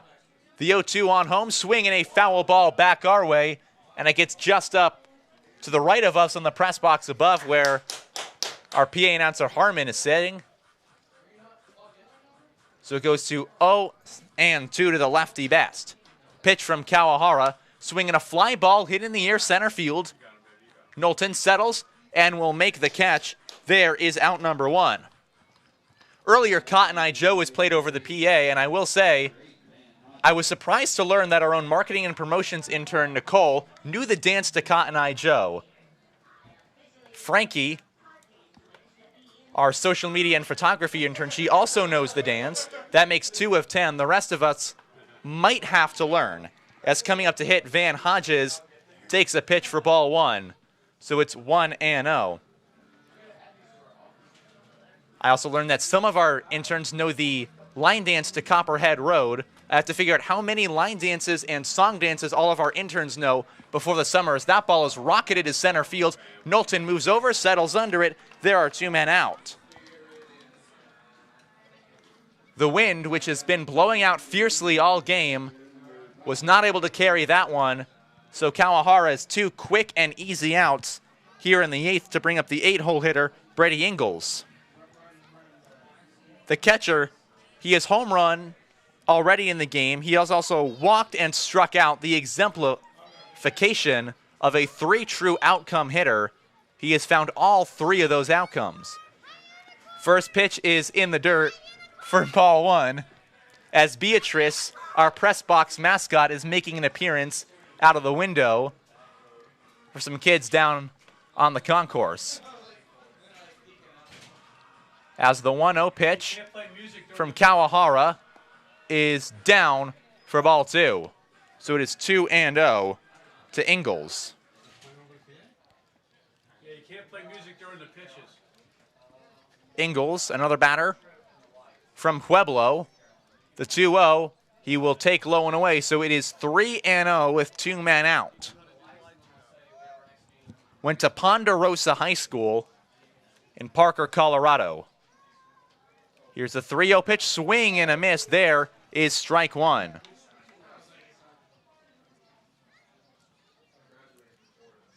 As Kawahara looking in, trying to settle down and get a 1-2-3 inning.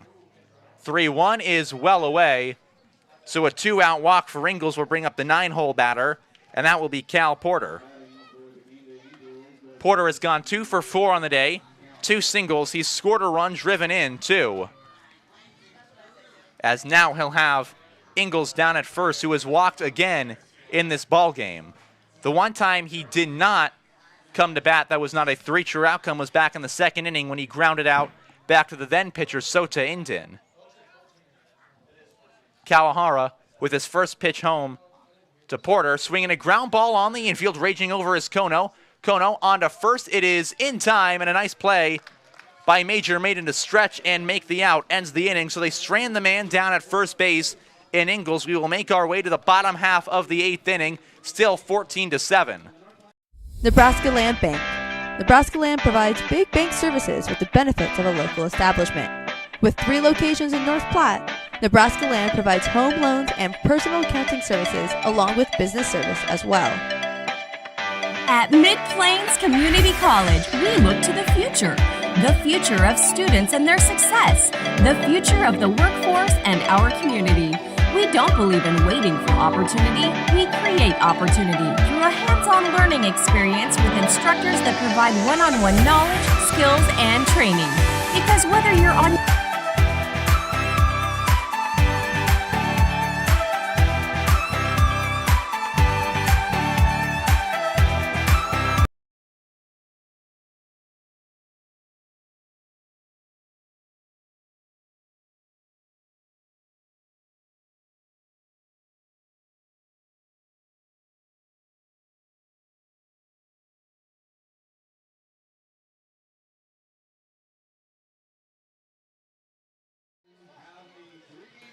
The night lights are on at Billwood Field as the Plainsmen come back out.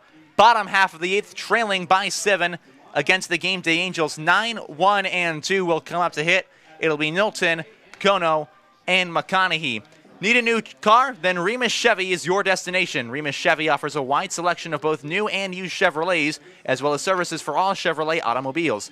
For more information, call them at 308-217-1675 or stop by the dealership on South Jefferson Street, just south of I-80. Ethan Witzel will make his way back on out.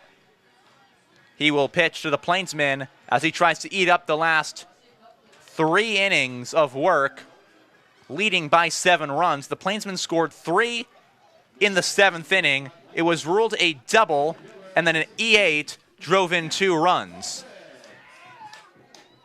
For Nick Hockmer, Zach Knowlton takes the first pitch high for ball 1 up by the helmet.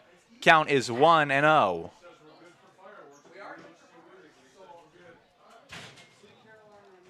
Knowlton on the 1-0 count, takes the next one high, so it is 2-0.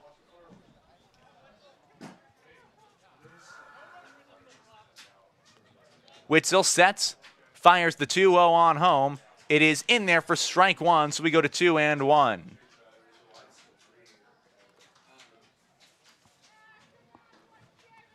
Witzel trying to close out this one. For the last 2 innings, swing and a miss by Knowlton and a ball way in the dirt. So it is 2-2.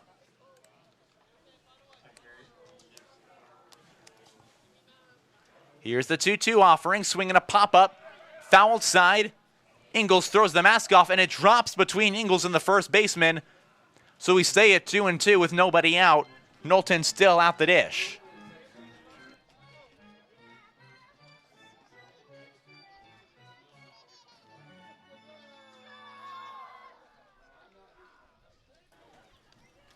Knowlton hitting. A 2-2 count, nobody out. On deck is Mitsuki Kono on the top of the order. 2-2 is high, so we go to 3-2. Knowlton has a strikeout looking in this game. He has also flown out twice to Harbison in center. The full count pitch is high, so ball 4, he walked him.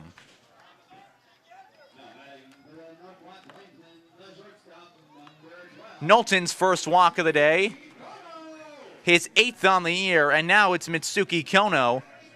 Back to the top of the order. He has not had a time up when he has not reached base. Kono, single, walk, double, walk. He's reached second at least both times up and on, as the first pitch to Kono is high for ball 1. So it is 1-0.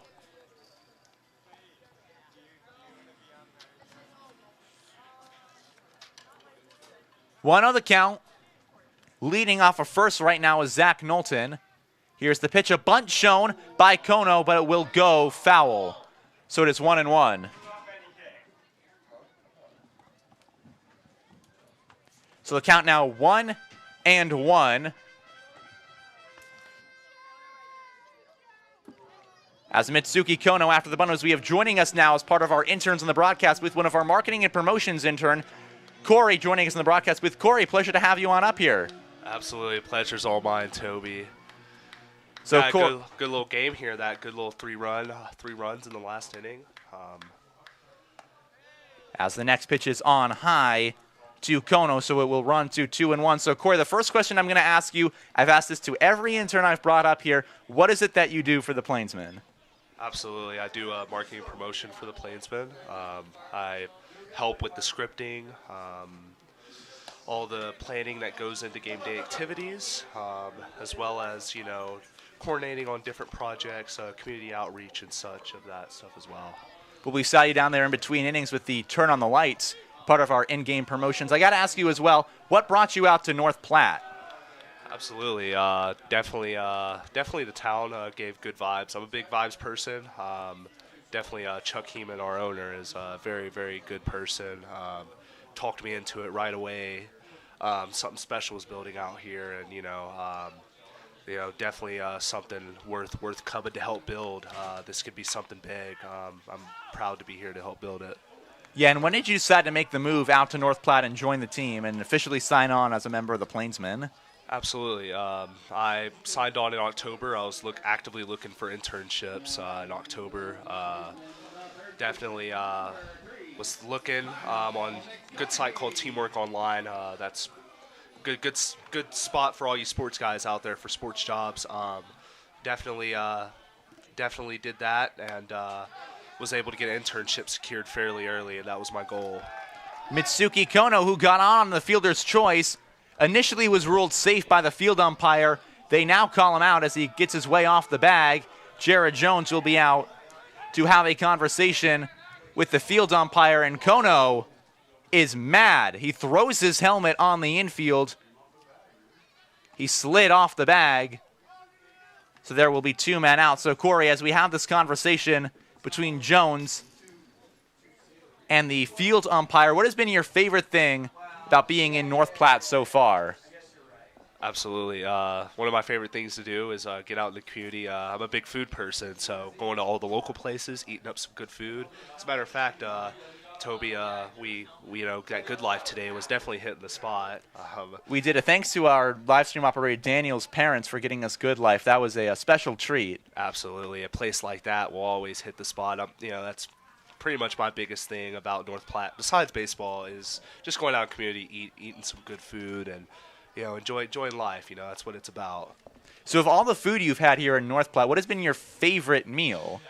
I got to see if you have one, because there's been a lot of food, and there's been a lot of really good ones, but I got to see if you've got a specific favorite. That's hard, Toby. Oh, man. I honestly got to go with what we had at Good Life today, a brisket jalapeno.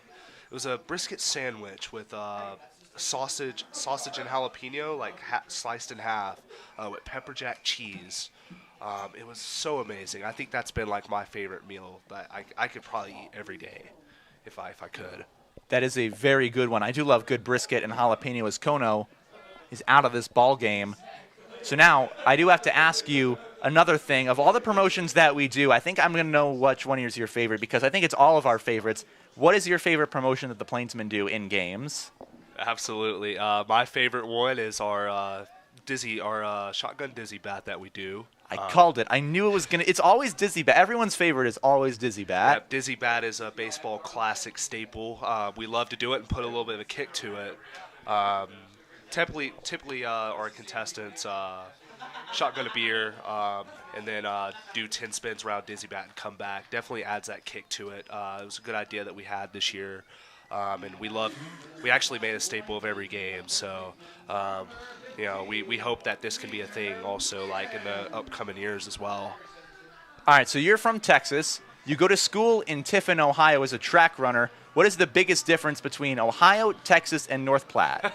Try and compare those three in a weird Venn diagram. Absolutely. So the Venn diagram, we have the middle, right? It would be Ohio and Nebraska, Midwest region, a lot of similarities, horrible weather, really shaky weather there. But there's also a lot of countryside to that. You can go out, get a little peace. You can actually see the stars at night.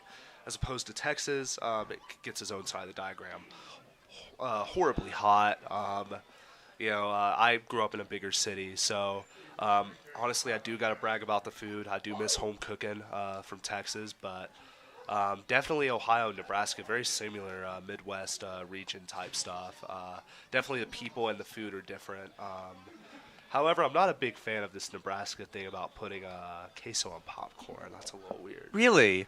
I haven't tried the cheese on the popcorn yet. I don't know if – I think I have to at some point. That's something I probably have to do. I'm out here. I may as well.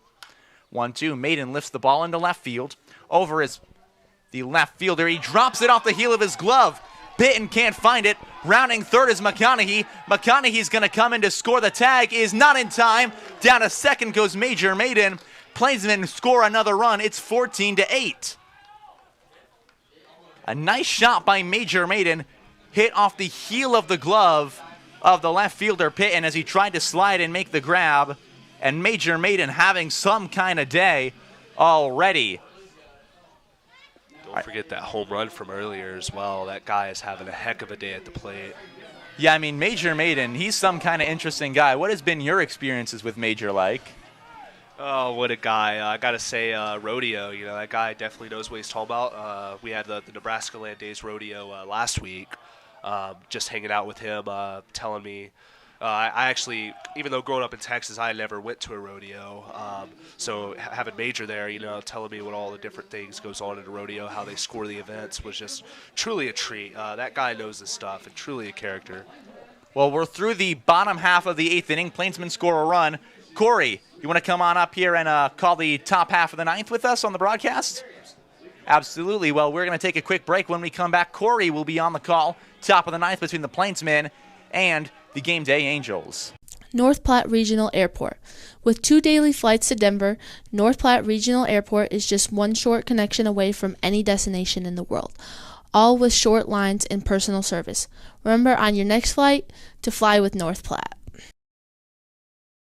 Pepsi. From providing beverages to Plainsmen home games to being in the local deli's drink cooler, Pepsi is proud to support the North Platte Plainsmen, and our thanks to them for keeping the drink coolers stocked and ready at Billwood Field. Get great seats, safer, simpler, and smarter with TicketSmarter. Choose great seats from over 125,000 live events, all backed with a TicketSmarter 100% ticket guarantee. Get your tickets smarter at TicketSmarter.com. Great Plains Foot and Ankle, providing quality health care since 1991. Great Plains Foot and Ankle is the perfect place to go for any foot pains. And with no referrals needed, it's as easy as ever to schedule an appointment with them today.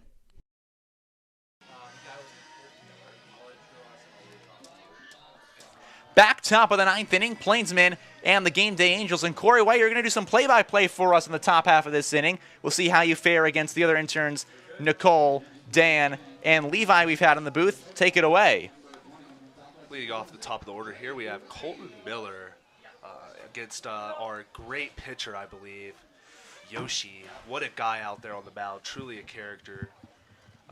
Hopefully he can keep this game alive for the Plainsmen. 14-8, definitely doable, a comeback here.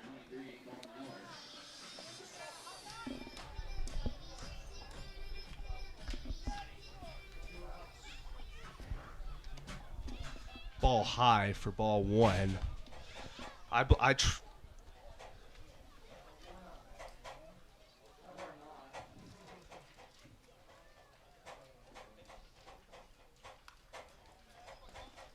Foul tip. Yeah, part of two straight lefties that the Angels are hitting in this lineup, with Miller followed by Keegan Pitton. Another foul tip there. 2-1 is the count here. Kawahara, 1-2 the count. 1-2 the count. Sorry. It's all good. I've made that mistake plenty of times my on mind air. goes from strikes to balls. Ooh. Oh, wow. What a strike there from Yoshi. Caught him looking. Wow, that's always the best kind of strikeout you can see. That changeup of his, he's able to punch guys out by throwing the changeup and getting in on that front corner. That's pretty impressive. It's going to be Keegan Pitton, the next man up for the Angels side. Excuse me, Caleb Cancino. I forgot that they pinch hit Pitton, so it's Cancino, who's also out in left field. 1-0 count here for Yoshi. Yoshi, since entering this game, he's held them at bay from the looks of it. Can keep them alive in the ninth. We've seen some ninth inning magic here from the Plainsmen over these last few games, including a walk-off error not too long ago. So it's definitely doable. That was the Tuesday night Tropical Tuesday game we had between the Plainsmen and the Greeley Grays. High pop-up. And caught for the first out, or the second out here in the bottom of the 8th. And now it's going to be Luke Emerson. 2 quick outs here for Yoshi. Fun fact about Luke Emerson, his last name shares the name with the name of my middle school, Connors Emerson Middle School in Bar Harbor, Maine. Less a fun fact and more just an interesting connection, but still, it's something. My dad, Mike, hope you're listening to this, but he was the vice principal at Connors for many years. 1-0 is the count for Mr. Yoshi on the mound.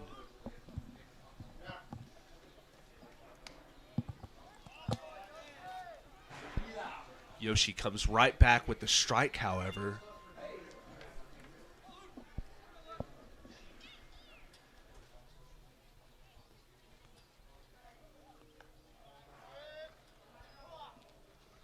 Two and one the count.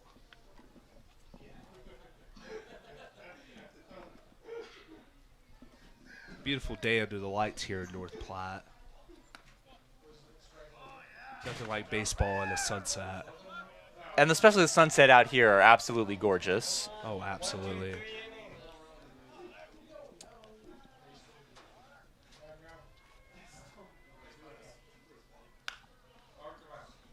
Hard liner. And that ends the inning. we go 1-2-3 here with the Plainsmen still down 14-8. We make our way to the bottom of the ninth. Corey, thank you so much for joining me on the broadcast. Always a pleasure, Toby. Thank you. Absolutely. We're going to take a quick break. We'll come back for the bottom of the ninth. Plainsmen trail by 6. North Platte Regional Airport. With 2 daily flights to Denver, North Platte Regional Airport is just one short connection away from any destination in the world, all with short lines and personal service. Remember on your next flight to fly with North Platte. Pepsi. From providing beverages to Plainsmen home games to being in the local deli's drink cooler, Pepsi is proud to support the North Platte Plainsmen, and our thanks to them for keeping the drink coolers stocked and ready at Billwood Field. Get great seats, safer, simpler, and smarter with TicketSmarter. Choose great seats from over 125,000 live events, all backed with a TicketSmarter 100% ticket guarantee.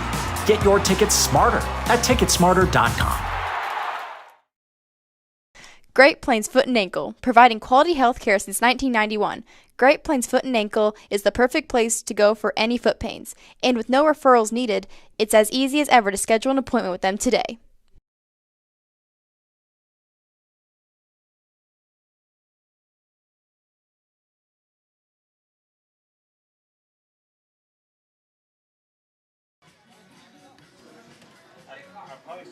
We make our way back, bottom of the ninth. Plainsmen trail by 6 runs. Tobias Zabori, the voice of the North Platte Plainsmen, along with you here on the Plainsmen YouTube channel and Citrus 3 Radio.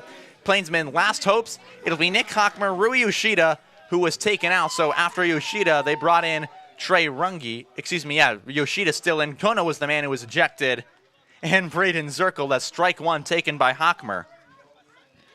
Ethan Witzel still out on the bump, trying to find his 3rd inning and shut down the Plainsmen as there's a line drive hit back up the middle through the glove of the shortstop Hodges. Single for Hockmer to start the 9th. Plainsmen would have to score 6 runs to tie, 7 if they want to walk us off, as right now the College World Series in a spot where LSU and Florida tied at 3 entering the bottom of the 10th. We'll keep you updated on what's happening across the state in Omaha. As coming up to hit, Rui Yoshida. Yoshida takes a pitch high. That will be ball 1. So the count is 1-0. Witzel will fire the 1-0 home with a man on, and that pitch is outside, so it goes to 2-0.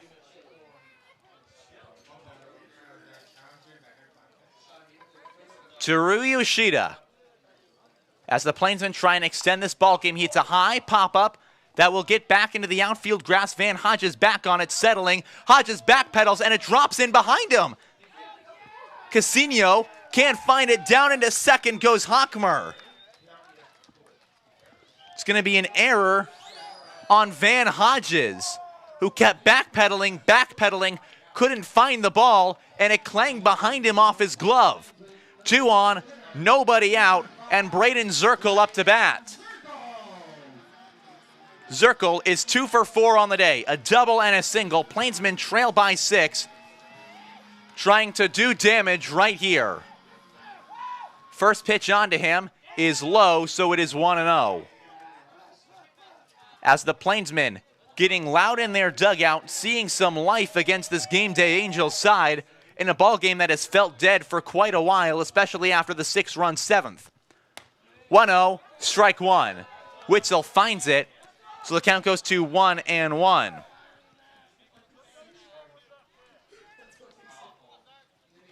As coming set, Witzel to Zirkle high, 2-1.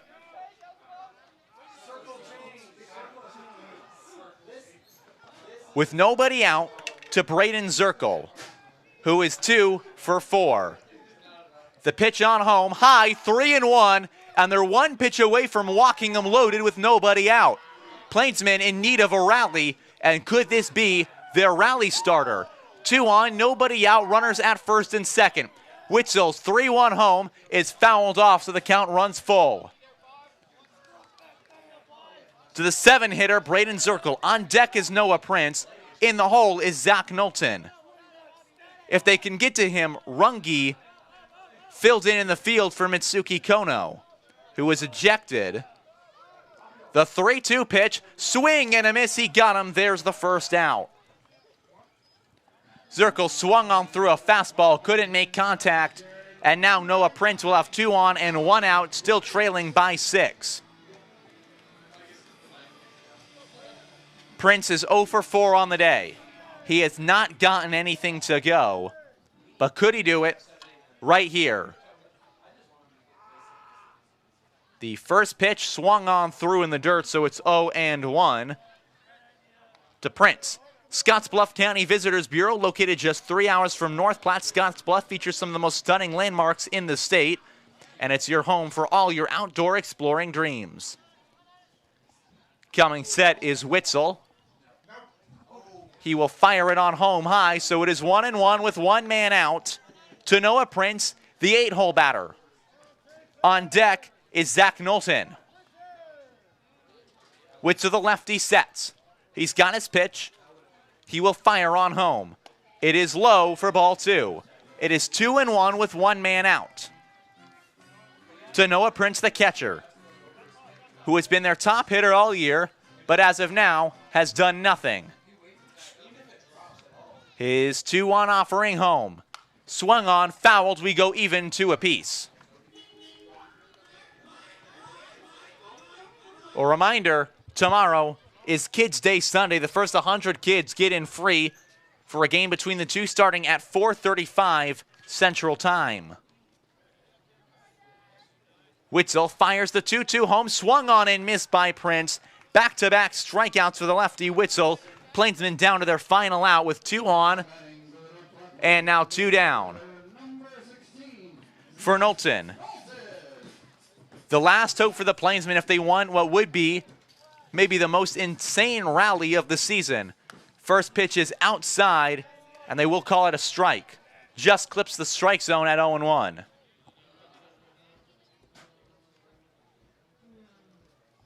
The 0-1 is away, ball 1. With 2 men down, Knowlton trying to keep this game alive. 1-1, and a changeup breaks its way down for 1-2. And now they're down to their final strike, trailing by 6. The 1-2 home to Knowlton is high, so we go to 2-2.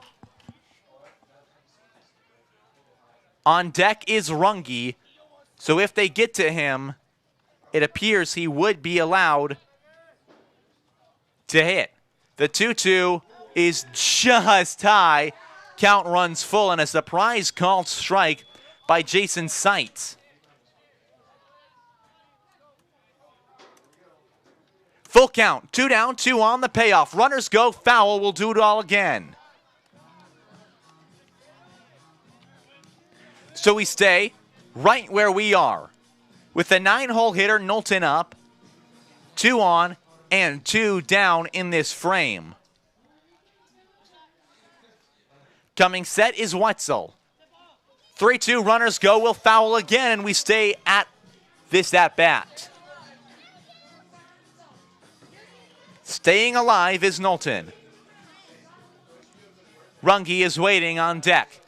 They would like to extend it to him and maybe get it go to the rest of the Plainsmen batting order. Full count, swinging a little looping fly ball into right center fielder. Back is the second baseman Miller, makes the catch, side retired, and the ball game is over. So the Plainsmen leave 2 men on in the 9th. They will lose 14-8 against the Game Day Angels as this ball game in the books. And for the Plainsmen, it was pitching that doomed them. 6 runs in the 7th.